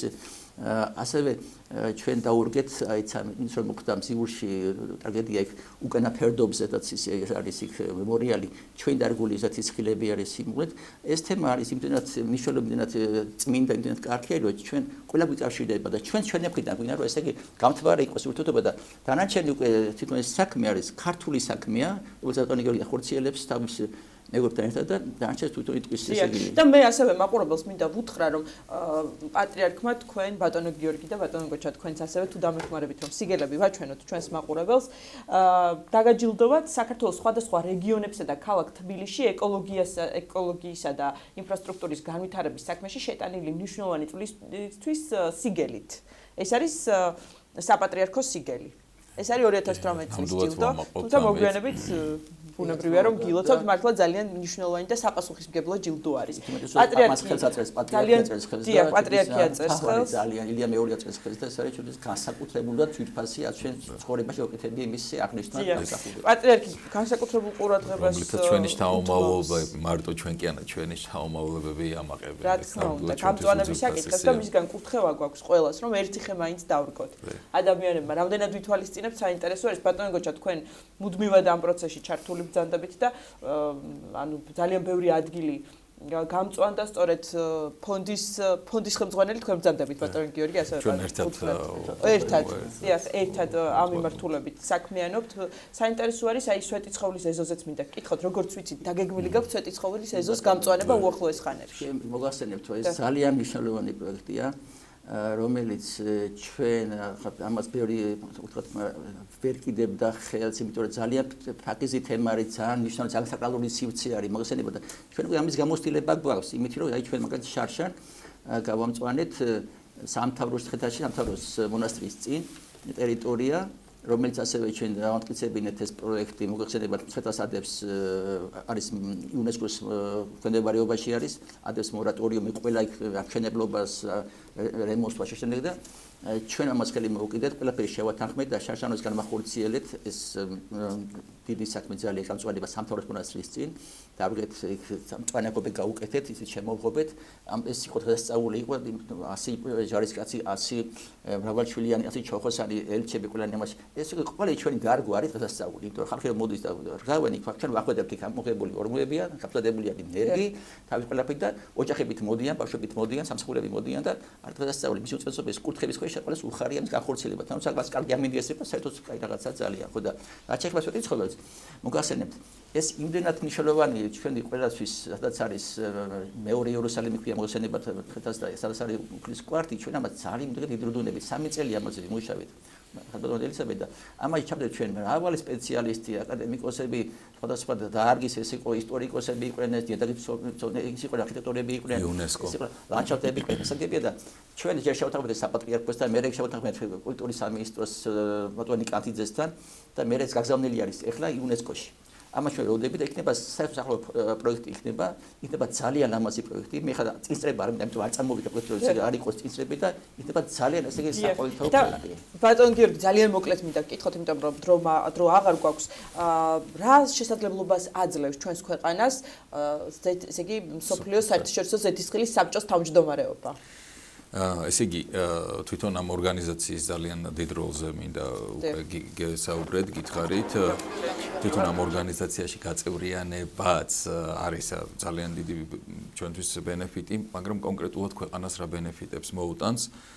ესე იგი, მსოფლიოს საერთაშორისო ზეთისხილის საბჭოს ეს პატარა ინციდენტს მოგიყვებით იქ რაც მოხდა გაუკვირდათ ყოველას რომ ესე იგი წარმოვიდგინეთ არის ძალიან დიდი ანსამბლეა 200 კაცი ყველა ქვეყნების ზის წარმომადგენლები და ყველა ქვეყანა ხა ესპანეთი იძახს აი ჩვენ 1,700,000 წონავაა წარმოეთ ამ წელს საბერძნეთი ჩვენ 1,900,000 ტუნეზია 2 მილიონი და ამ დროს მოვიდა საქართველოს რიგი და ჩვენ ვთხარ ჩვენ 200 ტონავაა წარმოეთ მარტო მაგრამ ვიზდებითო და ეს ცოტა ეს ამდენი ხალხი შეიშმუშნე რა და ამ დროს გენერალური მდივანი ზის იქეთ ბოლოში სულ და იძახს ისევ მე მინდა კითხვა დაგისვათო რომელი ქვეყანა აწარმოებს ყველაზე შოკოლადსო რა და ერთმა თქვა შვეიცარიაო მეორემ თქვა ბელგიაო არც ერთი მათგანი არ აწარმოებს კაკაოსო რა მაგრამ არიან სოფლიოს საუკეთესო შოკოლადის წარმოებლებიო და ესე იზრდება საქართველოსო ეხლა ესე იგი რა ბენეფიტებს მოუტანს საქართველოს რა პირველ რიგში სოფლიოს საერთაშორისო ზეთისხილის საბჭომ აიღო თავის თავზე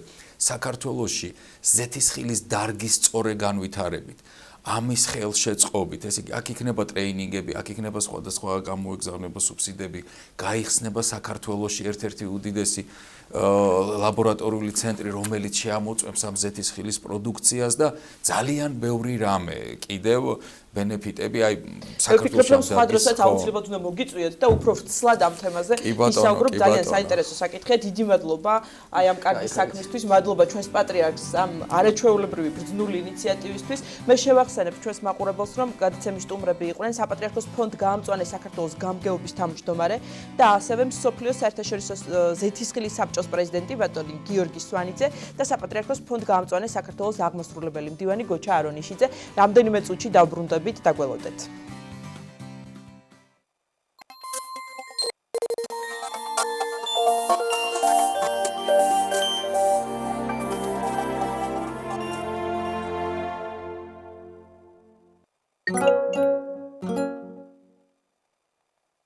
მიედინება ცხოვრება ნაკადულივით ჩქარა.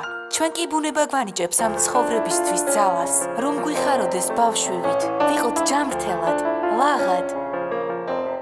გვქონდეს ოჯახში სითბო და სიყვარული მარად. მაიონეზის ლობოდა, ცოცხალი საკვები.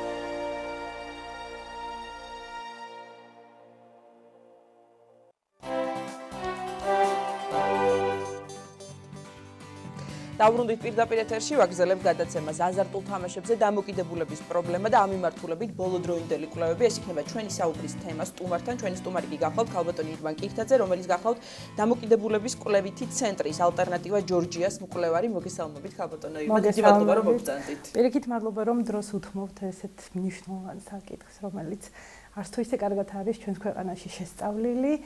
და დღესდღეობით ყველაზე აქტუალური ხდება. ნამდვილად ვცდილობთ, რომ აი ჩვენი ტელევიზიაც და კონკრეტულად ჩვენი გადაცემაც რომ მუდმივად ამ თემას დაუთმოს, ამ მეტად მტკივნეულ თემას ჩვენი საზოგადოებისთვის დაუთმოს დრო. და მინდა რომ კვლევებით დავიწყოთ ქალბატონო ირმა, მე როგორც ვიცი, იმ ორგანიზაციამ, რომელსაც თქვენ წარმოადგენთ, ეს არის ალტერნატივა ჯორჯია, რომლის მკვლევარის ბრძანდებით 2015 წელს ჩაატარა ძალიან მასშტაბური და ყოვლის მომცველი კვლევა მოიცვა ამ კვლევამ მთელი საქართველო აზარტული თამაშების მიმართულებით. საინტერესოა აი ამ კვლევის შემდეგ თუ ჩატარებულა სხვა უფრო მნიშვნელოვანი კვლევა, თუნდაც სხვა ორგანიზაციის მიერ თუ გაქვთ თქვენ ამის შესახებ ინფორმაცია? იცით რა ეს კვლევა მარტო აზარტულ თამაშებს არ შეისწავლიდა, ეს იყო ამერიკის შეერთებული შტატების განვითარების აგენტოს მიერ დაფინანსებული კვლევა, რომელიც შეისწავლიდა საქართველოს ზოგად მოსახლეობაში ალკოჰოლის, თამბაქოს, ნივთიერებების მოხმარებას და ასევე აზარტულ თამაშებსაც. დიახ. და ეს კვლევა განხორციელდა დაავადებათა კონტროლის და საზოგადოებრივი ჯანდაცვის ეროვნულ ცენტრთან ერთად და სწორედ აი ამ ჩატარებულმა კვლევამ აჩვენა, რომ საქართველოს მოსახლეობის მე-13 ცხოვრებაში ერთხელ მაინც უთამაშნია სხვადასხვა სახის აზარტული თამაში, ლოტერიიდან დაწყებული, სლოტ მანქანებით დასრულებული და მთავარი აი ვთქვათ რა რო იყიდება გადაფხიკე და მოიგე. გადაფხიკე და მოიგე, იქ სულ სხვა მექანიზმებია ჩართული. იმ სლოტ მანქანაში, ესე ვთქვათ, ხურდების ჩაყრისას, იქ სულ სხვა მექანიზმები ერთვება, განსხვავებული დაჯილდოების მექანიზმები მუშაობს და ყველაზე მთავარი ის არის, რომ ჩვენი მოსახლეობის დაახლოებით 10% გამოკითხვის პერიოდის წინა 12 თვის განმავლობაში აღნიშნავდა, რომ დღეში ერთხელ მაინც თამაშობდა და ფსონები ვარირებდა საკმაოდ ესეთი დიდ დიაპაზონში. ასაკობრივი ჯგუფს მოიცავდა 18 და 64 საინტერესო იყო ის, რომ დიახ, ზოგადი მოსახლეობის კვლევა 18-დან 64 წლამდე მოსახლეობას მოიცავდა, მაგრამ რაც გამოიკვეთა იყო ის, რომ 40 და მეტი ასაკის ადამიანები უპირატესად თამაშობენ ლოტარია, ლოტო და ესეთი კაზინო, მაგრამ უფრო ახალგაზრდა 18-დან 29 წლის ასაკისთვის დამახასიათებელია უპირატესად ონლაინ კაზინოები. ანუ უფრო ონლაინ თამაშები. ანუ სხვადასხვა ასაკობრივ ჯგუფს თავის სეგმენტი აქვს ასე დიახ, როგორც სპორტული, თქვათ, ფსონების დადება, ასევე არასპორტული, მაგრამ თავარი არის ის, რომ ონლაინ კაზინოებია უპირატესად ახალგაზრდებისთვის დამახასიათებელი.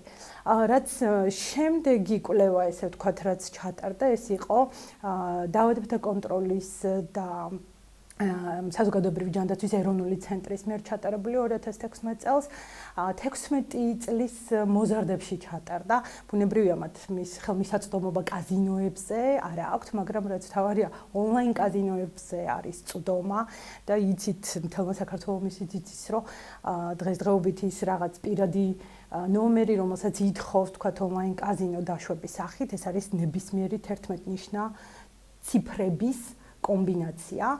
თავარია შედგეს 11 ნიშნით და ამიტომ არანაირი ესე ვთქვათ ბარიერი არ ექმნება თუნდაც 16 წლის მოზარდს ითამაშოს ონლაინ კაზინო.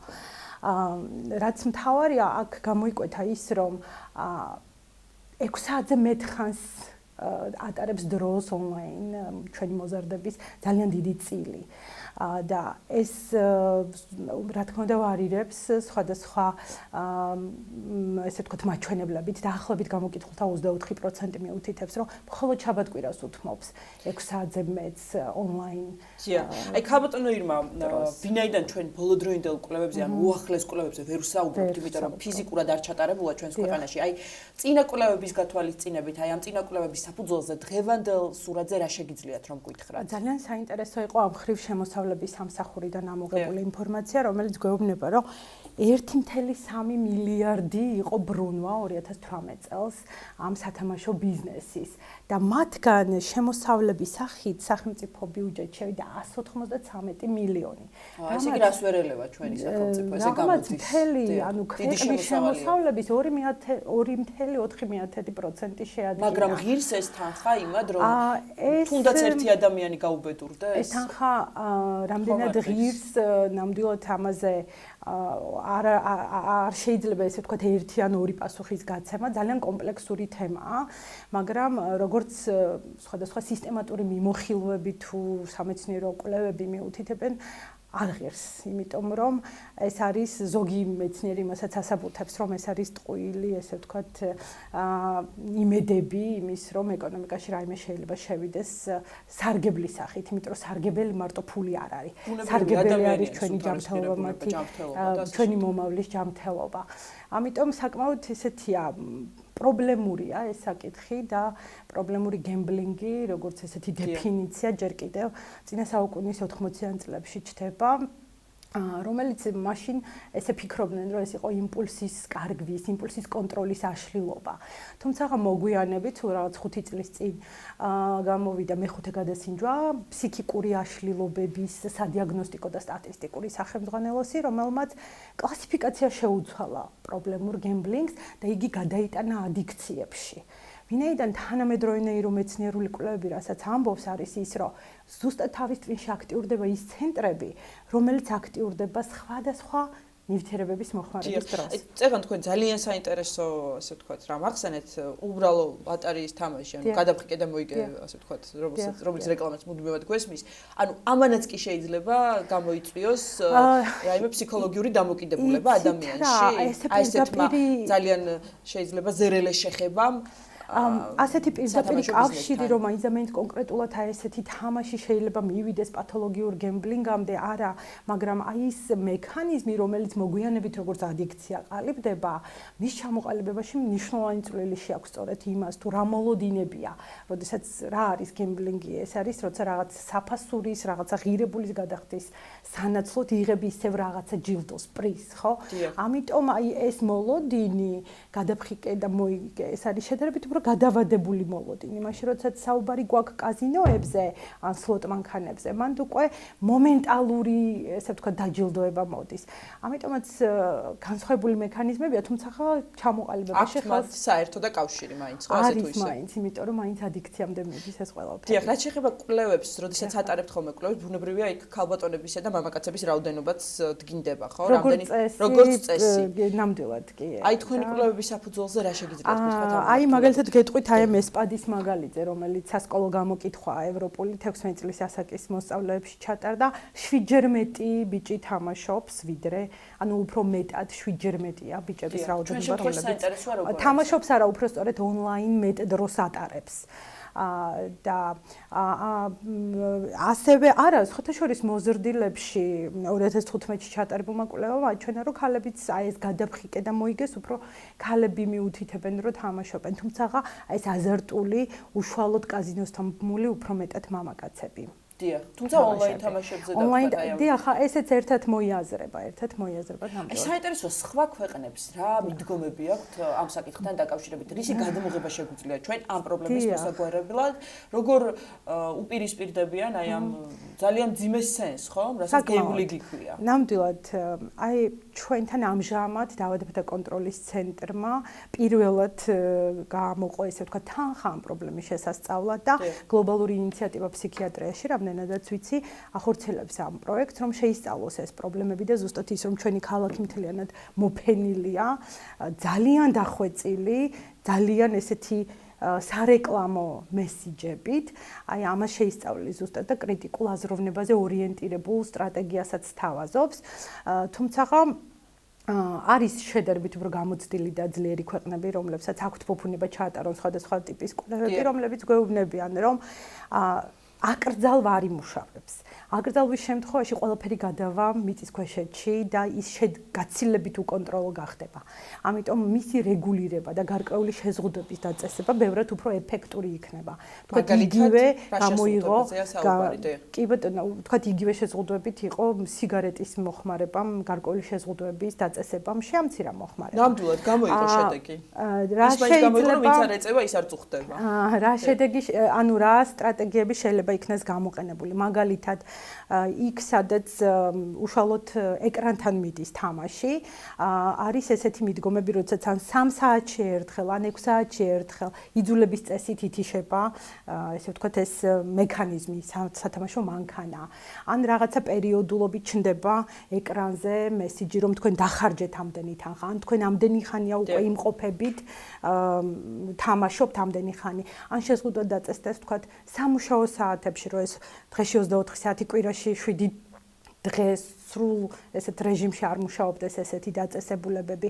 არის ასევე შეზღუდვა, ვთქვათ, უშუალოდ ფულის მიმღების, ანუ როდესაც ფულის ჩაყრა ხდება მანქანაში, სლოტ მანქანების მუშაობასთან დაკავშირებული გარკვეული შეზღუდვები, რომ ახალი რაოდენობა არ გაჩნდეს ესეთი მანქანების, რაღაცა გარკვეული რაოდენობის ესე ვთქვათ დაწესებაც კონკრეტულ ფართზე, ესეც ერთ-ერთი შეზღუდვაა. შეზღუდვა ასევე ჭერის დაწესება, თუ რა შეიძლება ყველაზე მაღალი ფსონი იყოს. ასევე ესეთი შეზღუდვების რიგში შედის. ასაკობრივი შეზღუდვა ასაკობრივი შეზღუდვა სრულწლოვანი, თუმცა სრულწლოვნები ძალიან ჩვეულებრივად რეგისტრირდებიან, ვთქვათ, მშობლების ან ბებია ბაბუის პირადობის მოწმობით. ამ შემთხვევაში ალბათ ონლაინ თამაშებს ჩნდება ის, რასაც ქვია, ხელმისაწვდომობა უნდა კონდეს პირადი ინფორმაციის გადამოწმების და დადასტურების, რასაც მიუყავართ, ვთქვათ, პირადი ინფორმაციის მესამე პირისთვის გადაცემის. თქვენ ფიქრობთ, რომ ეს მიდგომები და ეს, ვთქვათ, დამოკიდებულება რაზეც თქვენ ისაუბრეთ ჩამოთვალეთ ჩვენს ქვეყანაში იმუშავებს და ვისი ნება ამისთვის საჭირო, რომ აი ეს ინიციატივა განხორციელდეს სახელმწიფოსთან ერთად სამოქალაქო საზოგადოების პასუხისმგებლობაზე რას გვეტყვით და ამით დავასრულოთ. სამოქალაქო საზოგადოება ნამდვილად წამოიწყო, ეხლა კიდეც არაერთი შემთხვევა იყო, ესე ვთქვათ, სასოწარკვეთით გამოწვეული თვითმკვლელობის, რამაც საზოგადოება ზუსტად აი ესეთი დიდი კითხვის ნიშნის ქვეშ დააყენა, რომ და ჩვენ რას ვაკეთებთ სამაგისოთ, რომ ეს აღვკვეთოთ. ამიტომ არ არის გამოგონება ველოსიპედის საჭირო და იმის თქმა თუ მე რას ვფიქრობ, არა, არსებობს მტკიცებულებები, არსებობს კვლევები, რომელიც ადასტურებენ თუ რა შემთხვევაში რა სტრატეგია როგორ მუშაობს. ამიტომ ჩვენ ვფიქრობ, რომ არ უნდა გამოვიგონოთ ველოსიპედი, ავიღოთ წარმატებული მაგალითები და მოვუარგოთ ის ჩვენს, ესე ვთქვათ, საჭიროებებს და ჩვენი ქვეყნის იმ კულტურას, სადაც ჩვენ ცხოვრობთ. ამიტომ ამას სჭირდება კვლევაც, სჭირდება კარგად შესწავლაც და ვფიქრობ, რომ ეს არ არის გადაულახავი. კი ბატონო, არც ბიზნესი დაზიანდეს, მაგრამ ეს არ უნდა მოხდეს იმ ახალგაზრდების ხარჯზე, რომლებსაც არ აქვთ გათვითცნობიერებული თუ სადამდე შეიძლება ეს მივიდეს. იმიტომ რომ ეს თითქოს ერთი უწყინარი თამაშით იწყება, მაგრამ ეს როგორც კი ხდება უკვე ყოველდღიურობა, როგორც კი ხდება კომპულსური ქცევა, როდესაც მის ესე ვთქვათ, სურვილზე აღარ არის დამოკიდებული, ის გააგრძელებს თუ არა თამაშს, აი აქ უკვე ნამდვილად სპეციალისტების ჩართვა გვჭირდება და არც სერვისები არ არის ამაგისოთ მზად, რომ დღეს იმუშაოს ესეთ ადამიანებთან. არ გვაქვს ეს საკმარისი სერვისი. თავარია, რა თქმა უნდა, ადამიანი არ დაზიანდეს, იმიტომ რომ ის ბიუჯეტიც იმიტომ გვინდა, რომ შემდეგ ადამიანს მოყვანოს. რა თქმა უნდა. თუ ადამიანი დაზიანდა, რა გვინდა ბიუჯეტი. ძალიან დიდი მადლობა ქალბატონო იგმა, რომ გამონახეთ დრო და იყავით ჩვენი სტუდიის სტუმარი. ჩვენ მე შევახსენებთ მაყურებელს, საუბრობდით აზარტულ დამოკიდებულებასთან დაკავშირებით ამ პრობლემაზე. ზოგადად ჩვენი სტუმარი გახდა დირმა კიხთაძე, დამოკიდებულების კვლევითი ცენტრის ალტერნატივა ჯორჯიას მკვლევარი. რამდენიმე წუთში დავბრუნდებით, დაგველოდეთ.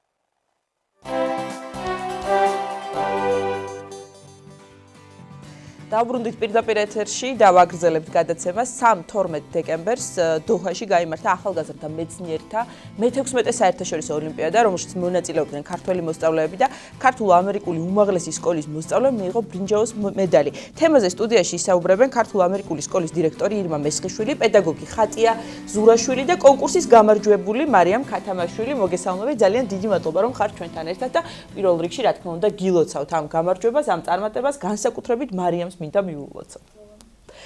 თუმცა ჩვენ აი ამ სასიამოვნო და სასიხარულო ფაქტზე უნდა ვისაუბროთ, მაგრამ არ შემიძლია რომ ვინაიდან სკოლის წარმომადგენლები და სკოლის დირექტორი ბრძანდებით ჩვენთან სტუდიაში არ გამოვეხმაუროთ გუშინდელ ძალიან მძიმე შემთხვევას, მძიმე ფაქტს, ტრაგიკულად გარდაიცვალა 15 წლის მოზარდი ლუკას სირაძე, რომელიც მიასე სკოლის მოსწავლე იყო ბოლოს, მანამდე მწვანე სკოლაში სწავლობდა და ვიცით მიზეზი მისი ტრაგიკულად გარდაცვალების, როგორც ამბობენ წინასწარი მოკვლევით, ყოველ შემთხვევაში საუბარი არის პოლიციის მხრიდან ძალის გადამეტებაზე, ანუ ზეწოლაზე მათი მხრიდან. თქვენ მინდა გკითხოთ ქალბატონო ირმა, როგორც სკოლის დირექტორს, თქვენი რეაქცია რა იყო, როდესაც ამ ფაქტის შესახებ გაიგეთ და ზოგადად ალბათ სამძიმარს გამოთქვამთ და წუხილს ბუნებრივია შეუერთდებით. ოჯახს, უსამძიმრებ მეგობრებს, მოსწავლ ლუკას მეგობრებს, სკოლას და ყველა ქართულ ადამიანს, რომელმაც ტრაგიკულად აღიქვეს ეს ფაქტი. ეს ძალიან მძიმე ფაქტი არის. და ეს უკვე მე რამდენად ხდება ესეთი გაუთვალისწინებელი, როდესაც აი ახალგაზრდები ესეთ ნაბიჯზე მიდიან და ეს არის სხვადასხვა მავნე ფაქტები, გარემო ფაქტები და მე ვთვლი რომ აქ არ არის მხოლოდ რაღაც ერთი განხრა, ერთი მხარე, რომელიმე დანაშაული, ალბათ ის სოციუმი, რაც დღეს არსებობს საქართველოში. და წუხوار ნამდვილად ეს ძალიან სამწუხარო ფაქტია და იმედი მაქვს რომ ამ ყველა მთელი ქართველი ხალხი როგორც დღევანდელი ეს მძიმე ფაქტი გაითავისებს და ალბათ გავიაზრებთ ყველას სამომავლო მოქმედებების გეგმებს რა და როგორ უნდა გავაკეთოთ. აქ არ შეიძლება ერთი ჯგუფი იყოს დამნაშავე, ან ერთ ჯგუფზე, არამედ აქ არის მთელი სოციუმი, მთელი აი ყველა ქვეყნის ყველა ორგანო ფაქტიურად პასუხისმგებლობა და აიღოს ყველამ. პასუხისმგებლობას ვერც ის სკოლა აიცდენს, სადაც ეს ფაქტი მოხდა. ალბათ ბუნებრივია. ქალბატონო ირმა, რაც შეეხება ოლიმპიადას და თქვენს წარმატებას ამ ოლიმპიადაზე, პირველ რიგში რომ მოუყვეთ მაყურებელს დოჰაში გამართული ოლიმპიადა რა მასშტაბის იყო, რომელი ქვეყნებიდან იყვნენ წარმომადგენლები და თქვენი სკოლიდან უშუალოდ რამდენი მოსწავლე იღებდა მონაწილეობას? ჩვენი სკოლა მე-6 იღებს ამ კონფერენციაზე, ამ ოლიმპიადაზე მონაწილეობას და იღებს და მონაწილეობას 6 მოსწავლე. საერთოდ ყველა ქვეყნიდან იღებს 6 გუნდი შექმნილია, 6 მოსწავლით არის დაკომპლექტებული. ამ ჩვენი 6 მოსწავლე ერთობლივად იღებენ, დამოუკიდებლად ინდივიდუალურად იღებდნენ მონაწილეობას როგორც ტესტურ ეტაპებზე, ასევე თეორიულზე და იყო გუნდური მუშაობა პრაქტიკის კუთხით. პრაქტიკული სამუშაოთი. ბავშვები იყვნენ მომზადებული, ისინი 1 წელი ემზადებოდნენ სკოლაში, ამ საბუნებისმეტყველო საგნებში. ის პროგრამა, რომელიც დღესდღეობით არის ჩვენთან საქართველოში ეროვნული განათლების სტანდარტებით, ეს რა თქმა უნდა ბოლომდე არ შეესატყვისება. იქ უფრო მეტია მოთხოვნა, ცოდნა ამ საგნების და შესაბამისად მოსწავლეებს დამატებით უხდებათ თეორიული, პრაქტიკული კუთხით ამ საგნების ღრმად შესწავლა. ვინაიდან წარდგნენ შემდგომ ამ ოლიმპიადაზე. და თან ასეთი წარმატებიც რა თქმა უნდა ეს იყო ძალიან დიდი წარმატება, ვინაიდან აქ 70 ქვეყნის საუკეთესო გუნდები იღებდა მონაწილეობას.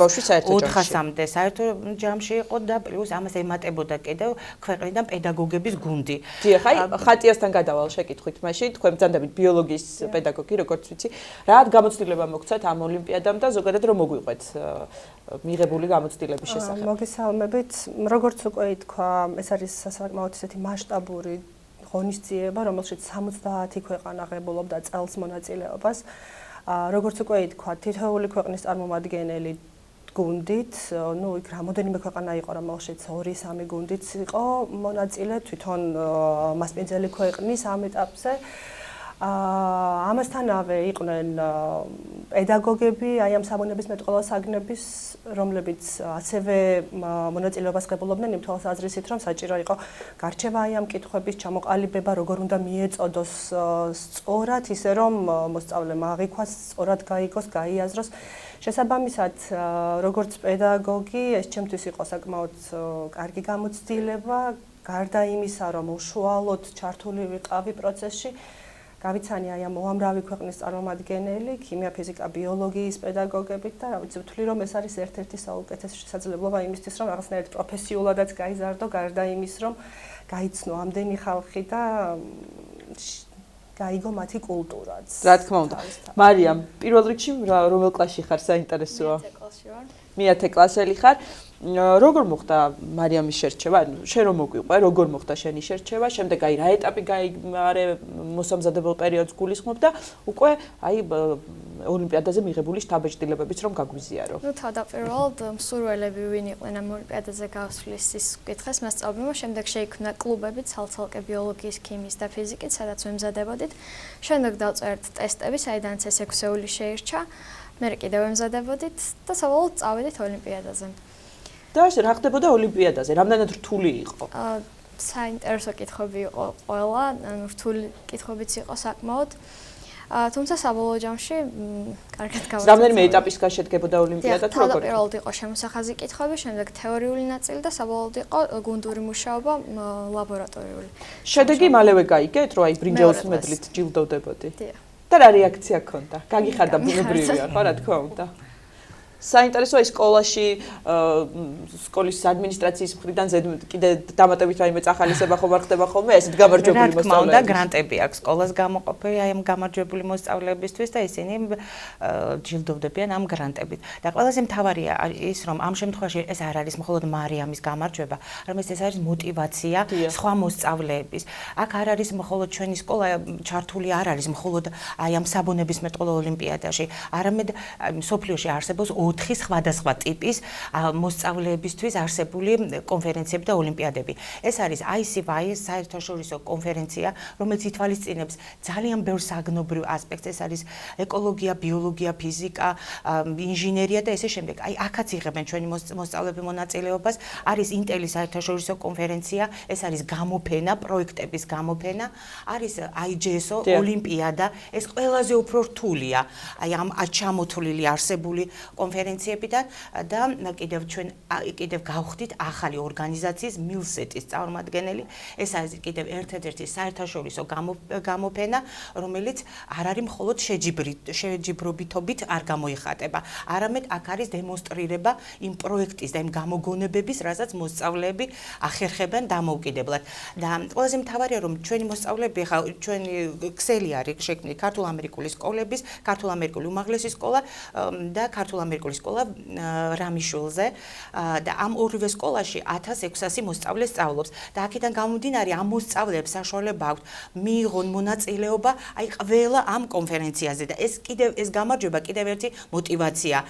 мотиваცია იმ მხრივ, როდესაც 70 ქვეყნის საუკეთესო 6 მოსწავლე დაკომპლექტებული გუნდი იღებს ბრინჯაოს, უკვე мотиваცია უჩნდება, რომ ესე იგი საქართველოში ქართველ მოსწავლეს თავისუფლად შეუძლია, რომ თავისი ცოდნა დემონსტრირება გაუკეთოს, თავისი ცოდნა გაიტანოს აი მსოფლიო ასპარეზზე და არათუ მხოლოდ გაიტანოს, არამედ ამისთვის დაჯილდოვდეს და მიაღწიოს წარმატებას. და დიდი სტიმულია, რა თქმა უნდა, მოსწავლეებისთვის. რა თქმა უნდა, ეს არის ძალიან დიდი კონკურსებისთვის კიდევ უფრო დიდი წარმატებით მოემზადა. მე იმედი მაქვს, რომ ეს არ არის წელს პირველ წელს, როგორც თქვი, მე-6-ად გავედით და ყოველთვის გრძელდება. ეს მოსწავლეები აქ არ ამთავრებენ მხოლოდ მონაწილეობით, არ მთავრდება, ეს თუ არის 16 წლამდე, შემდეგ მათ საშუალება აქვთ. სწორედ ის მონაწილეები ერთვებიან კონფერენციებზე და 18 წლამდე უკვე საშუალება აქვთ. თქვენი სკოლა ზოგადად გამორჩეული არის. ამ მხრივ ძალიან განებივრებულია ჩვენი მოსწავლეები. სტუმარი და ჩვენ გვისაუბრია სხვა საერთაშორისო კონკურსებზე და სხვა წარმატებებზე, რომელიც თქვენ ასევე გაქვთ. და ყველაზე მთავარია კიდევ ის, რომ გარდა იმისა, რომ ბავშვები თეორიულად ეუფლებიან საბუნებისმეტყველო საქმების ღრმად ცოდნას, არამედ არის ის, რომ მათ უვითარდებათ განათლება, ეკოლოგიის დამოკიდებულება, მათი გარესამყაროსთან, ადამიანებთან იცვლება. ეს არ არის მხოლოდ ერთი დღისთვის მიღებული ცოდნა და მხოლოდ გამარჯვებისთვის მიღებული ცოდნა. მათი ხედვა არის უკვე განსხვავებული. და პედაგოგის როლი ძალიან დიდი არის ყოველთვის მოსწავლის წარმატებაში. ხატია რამეს ხომ არ დაამატებთ და დავასრულოთ ჩვენი საუბარი. ჩვენ ინტენსიურად ვმუშაობდით და ასევე ვაგრძელებთ ისევე მუშაობას მომავალი წლებისთვის და მომავალი გამარჯვებებისთვის. ძალიან დიდი მადლობა მარიამ. აი ამ წარმატებისთვის, რომელიც მარტო შენი წარმატება არ არის, სკოლის წარმატება არის და ქვეყნის წარმატებაც არის, იმიტომ რომ თითოეული მოსწავლის ახალგაზრდის წარმატება ჩვენ ძალიან გვეამაყება და გვიხარია. დიდი მადლობა რომ იყავით ჩვენი სტუდიის სტუმრები. მაყურებელს შევახსენებ ქართულ-ამერიკული სკოლის დირექტორი ქალბატონი ირმა მესხიშვილი, პედაგოგი ხატია ზურაშვილი და კონკურსის გამარჯვებული მარიამ ქათამაშვილი იყვნენ ჩვენი სტუდიის სტუმრები. რამდენიმე წუთში კი შემოგვიერთდებიან ვირტუოზი მუსიკოსები სანდრო გეგეჭგორი და გიორგი გიგაშვილი. მანამდე კი მოვისმინოთ მუსიკალური ნომერი მათი შესრულებით.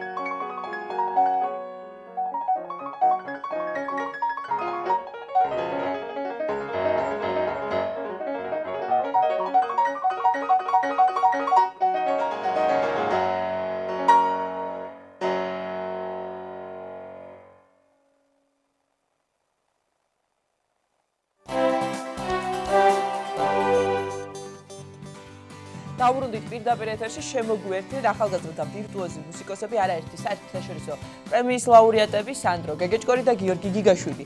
მოგესალმებით ბიჭებო, ძალიან დიდი მადლობა მიხარია ნამდვილად თქვენი სტუმრობა. მოვისმინეთ შესანიშნავი შესრულება. თქვენი ჯერ სანდრო გეგეჭკორი თავის ნაწარმოებს ასრულებდა და შემდეგ უკვე გიორგი გიგაშვილის შესრულებით შოპენის ნაწარმოები მოვისმინეთ.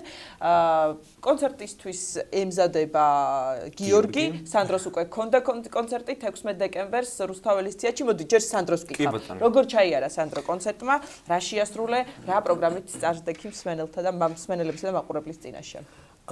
მადლობა პირველ რიგში მოწვევისთვის და მე წეგან თქვენ ახსენეთ და მეც მინდა როგორც ბავშვი და თანატოლი მიუსამძიმრო ლუკას ირაძის ოჯახს და ვთქვა რომ ეს არის მთელი საქართველოს ტრაგედია. ნამდვილად. რაც შეეხება კონცერტს, ეს კონცერტი ეძღვნებოდა ლუდვიგ ვან ბეთჰოვენის დაბადების დღეს, 259 წლის დაბადების დღეს და გადავწყვიტეთ, რომ რადგან ასეთი მნიშვნელოვანი თარიღი დაემთხვა ჩემს კონცერტს, უბრალოდ ჩემი კონცერტი დაემთხვა ამ მნიშვნელოვან თარიღს, გადავწყვიტეთ, რომ პროგრამა ყოფილიყო პრინციპში ბეთჰოვენის დაკომპლექტებული და დავამატეთ ის კომპოზიტორი, რომელიც ძალიან ახლო კავშირში იყო ბეთჰოვენთან, ფრანც ლისტი.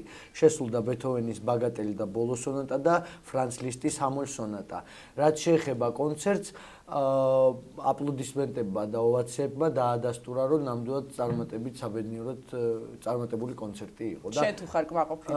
მე ვფიქრობ, რომ იმ პროგრამას, რა პროგრამაც მქონდა, მაქსიმალურად ვეცადე, რომ თავი გამერთვა და მე მგონი აპლოდისმენტებმა დაადასტურეს, რომ გავართვი თავი და მადლობა გიორგის მინდა უთხრა, რადგან მან წინასვიტყვაობა გააკეთა ამ კონცერტზე და ისეთი საინტერესო რაღაცეები თქვა ლისტზე და ბეთჰოვენზე, რომ მე მგონი ბევრმა მუსიკოსმაც არ იცოდა ისეთი რაღაც. თქვენ ძალიან გუჩემატკივრობთ ერთმანეთს. ყველასთვის გასაგები ყოფილიყო, იმიტომ რომ ძალიან რთული პროგრამაა და ძალიან ხანგრძლივობითაც დიდია და ყველას უნდა შეეძლოს, რომ თავიდან ბოლომდე რაღაც აზრის გამოტანა და განვითარებისთვის თვალყურის დევნა. და ამისთვის საჭირო აუცილებლად ინფორმაციის მიწოდება.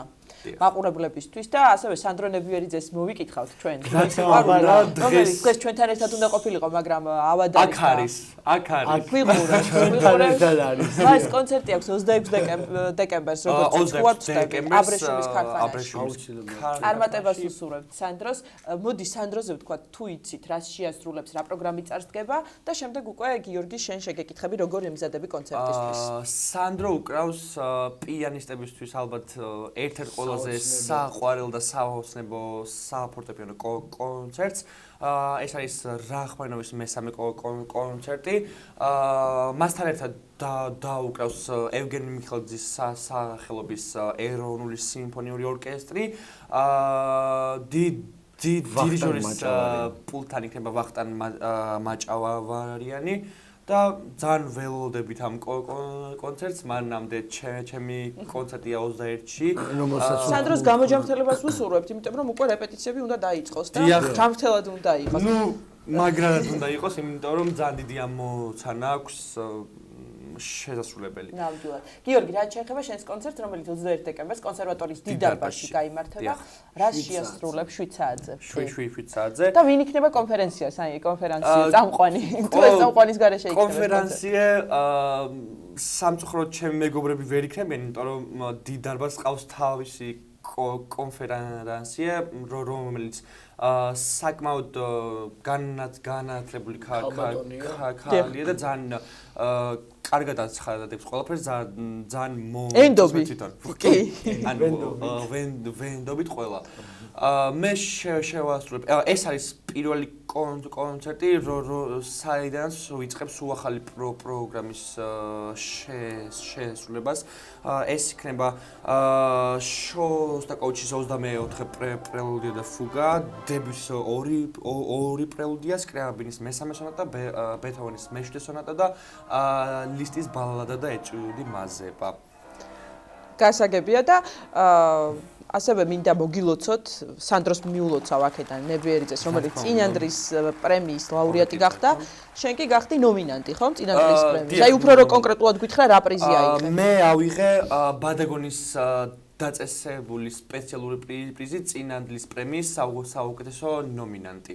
და ძალიან დიდი მადლობა ვულოცავ მთელი გულით სანდროს და ჩემი გამარჯვება იმის გამარჯვება ჩემი გამარჯვება რა თქმა უნდა თქვენ ძალიან გულშემატკივრობთ ერთმანეთს ვიდრე ეს კონცერტები დაიწყებოდა და სანდრომ გახსნა მოკლედ თქვენი ეს საკონცერტო სერიალი თუ შეიძლება ასე ვუწოდოთ და მანამდე გავრცელდა სოციალურ ქსელში თქვენს მიერ შესრულებული კომპოზიცია ძალიან საინტერესო დასრულებთ სამწუხაროა რომ ახლა არ გვაქვს შესაძლებლობა რომ დავარქვათ მაგრამ ხალხი დიდი გამოხმაურება ქონდა თქვენს ამ ხუმრობას სხვადასხვა ყოველ ამ ხუმრობას აქვს რატომღაც იმაზე მეტი გამოხმაურება ვიდრე სერიოზობას, იმიტომ რომ მაინც ისეთ პროგრამებს ვასრულებთ, რაც ყველასთვის შეიძლება გასაგები არ იყოს. ახლა ლისტის ამორი სონატა, იგივე პროკოფიევის მეშვიდე სონატა, რახმანინოვის მესამე კონცერტი. ეს ისეთი ნაწარმოებებია, რომელსაც სჭირდება ძალიან ბევრი მუსიკალური ცოდნა, რომ აღიქვა, ხო, ისეთი. აი თქვენი თანატოლები, რომლებიც არ არიან მუსიკით, მაინდა-მაინც დაინტერესებულები, ყოველ შემთხვევაში ისეთი ცოდნა არ აქვთ, ახლა როგორც თქვენ, თუ გულშემატკივრობენ, თუ ესწრებიან თქვენს კონცერტებს და თუ აღიქვამენ. უმეტესობა და ძალიან მიხარია რომ ძალიან ტენდენცია წამოვიდა ჩვენ ხელების კლასიკური მუსიკით დაინტერესების და ძალიან მიხარია რომ სულ ესე ესწრებიან და თითქმის რაოდენობა გაუტოლდა სხვა ჟანრი და უკვე შუახნის ქალბატონების და მამაკაცების ეს მე მგონი თქვენი ძალიან დიდი დამსახურება არის. არ ვიცი ეს ჩვენი დამსახურებაა თუ არა, მაგრამ ჩვენი ერთი ის მიხარია, ჩვენ რამდენი აი რაღაცა კონცერტები ანონსდება, ტელევიზიები ყველა კლასიკურ მუსიკას გადასცემენ და ადრე თუ იყო რაღაცა 1 თვეში ანუ 2 რაღაცა, ეხლა არის 4-5 უკვე გაშუქების მხრივაც, ანუ უფრო მეტი ინტერესი წამოვიდა კლასიკური მუსიკის მიმართ, იმიტომ რომ სხვა კუთხით დაინახეს კლასიკური მუსიკა, არა იმ კუთხით რომ უნდა გამოვიდეს პიანისტი მარტო ესე ჩაცმული ლამაზად და უნდა დაჯდეს და დაუკრას, არამედ იმ კუთხით რომ უნდა იყოს აბსოლუტურად გულწრფელი და იმან იმ თავის ჩაცმულობით და ესეთი ლამაზი დაკვირტკი არ უნდა წარადგინოს თავი, არამედ იმით რომ მიიტანოს მსმენელამდე ის სათქმელი, რაც ამ დაკვირტ უნდა რომ გამოხატოს. ესე იგი თქვენ რაც გამოხვედით ამ მუსიკალურ ასპარეზზე და რაც მართავთ კონცერტებს და ასე შემდეგ ჩვენ ვურთიერთობთ ჩვენ ტელევიზიას გულით და შეიძლება ითქვას რომ ჩვენს თვალწინ გაიზარდა ეს და მართალია და ამიტომ განსაკუთრებით გვიხარია თქვენი წარმატება, განსაკუთრებით გულშემატკივრობთ, განსაკუთრებით გვიყვარხართ და გისურვებთ დიდ წარმატებას. უღრმესი მადლობა, მოკლედ ანონსდება კონცერტები 21 დეკემბერს კონსერვატორიის დიდ დარბაზში.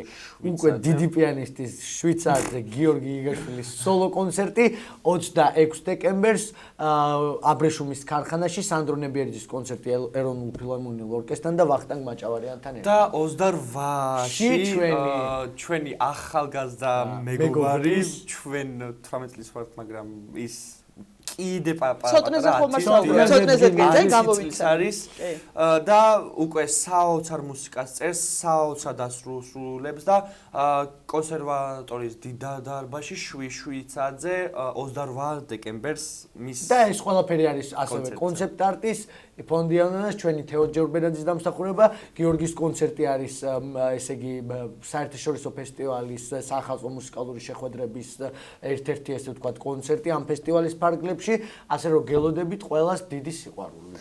მე ვეღარაფერს დავამატებ, გარდა იმისა, რომ ჩვენი სტუდიის სტუმრები იყვნენ ვირტუოზი ახალგაზრდა მუსიკოსები სანდრო გეგეჭკორი და გიორგი გიგაშვილი, რომელთაც ძალიან დიდ წარმატებას უსურვებ ასევე სანდრო ნებიერიძესაც, რომელიც ახლა ვიცი რომ გვიყურებს. დღევანდელ გადაცემას მე ელისაბედ აბულაძე უძღვებოდი, გილოცავთ ყველა საბა გამწმენდელის ხსენების დღეს, განსაკუთრებით ყველა საბას მინდა მივულოცო და ასევე წინასწარ მოგილოცავთ ხვალინდელ ნიკოლოზობას, ყველა ნიკოლოს განსაკუთრებით ვილოცავ. გემშვიდობებით, საუკეთესო სურვილებით, ნახვამდის.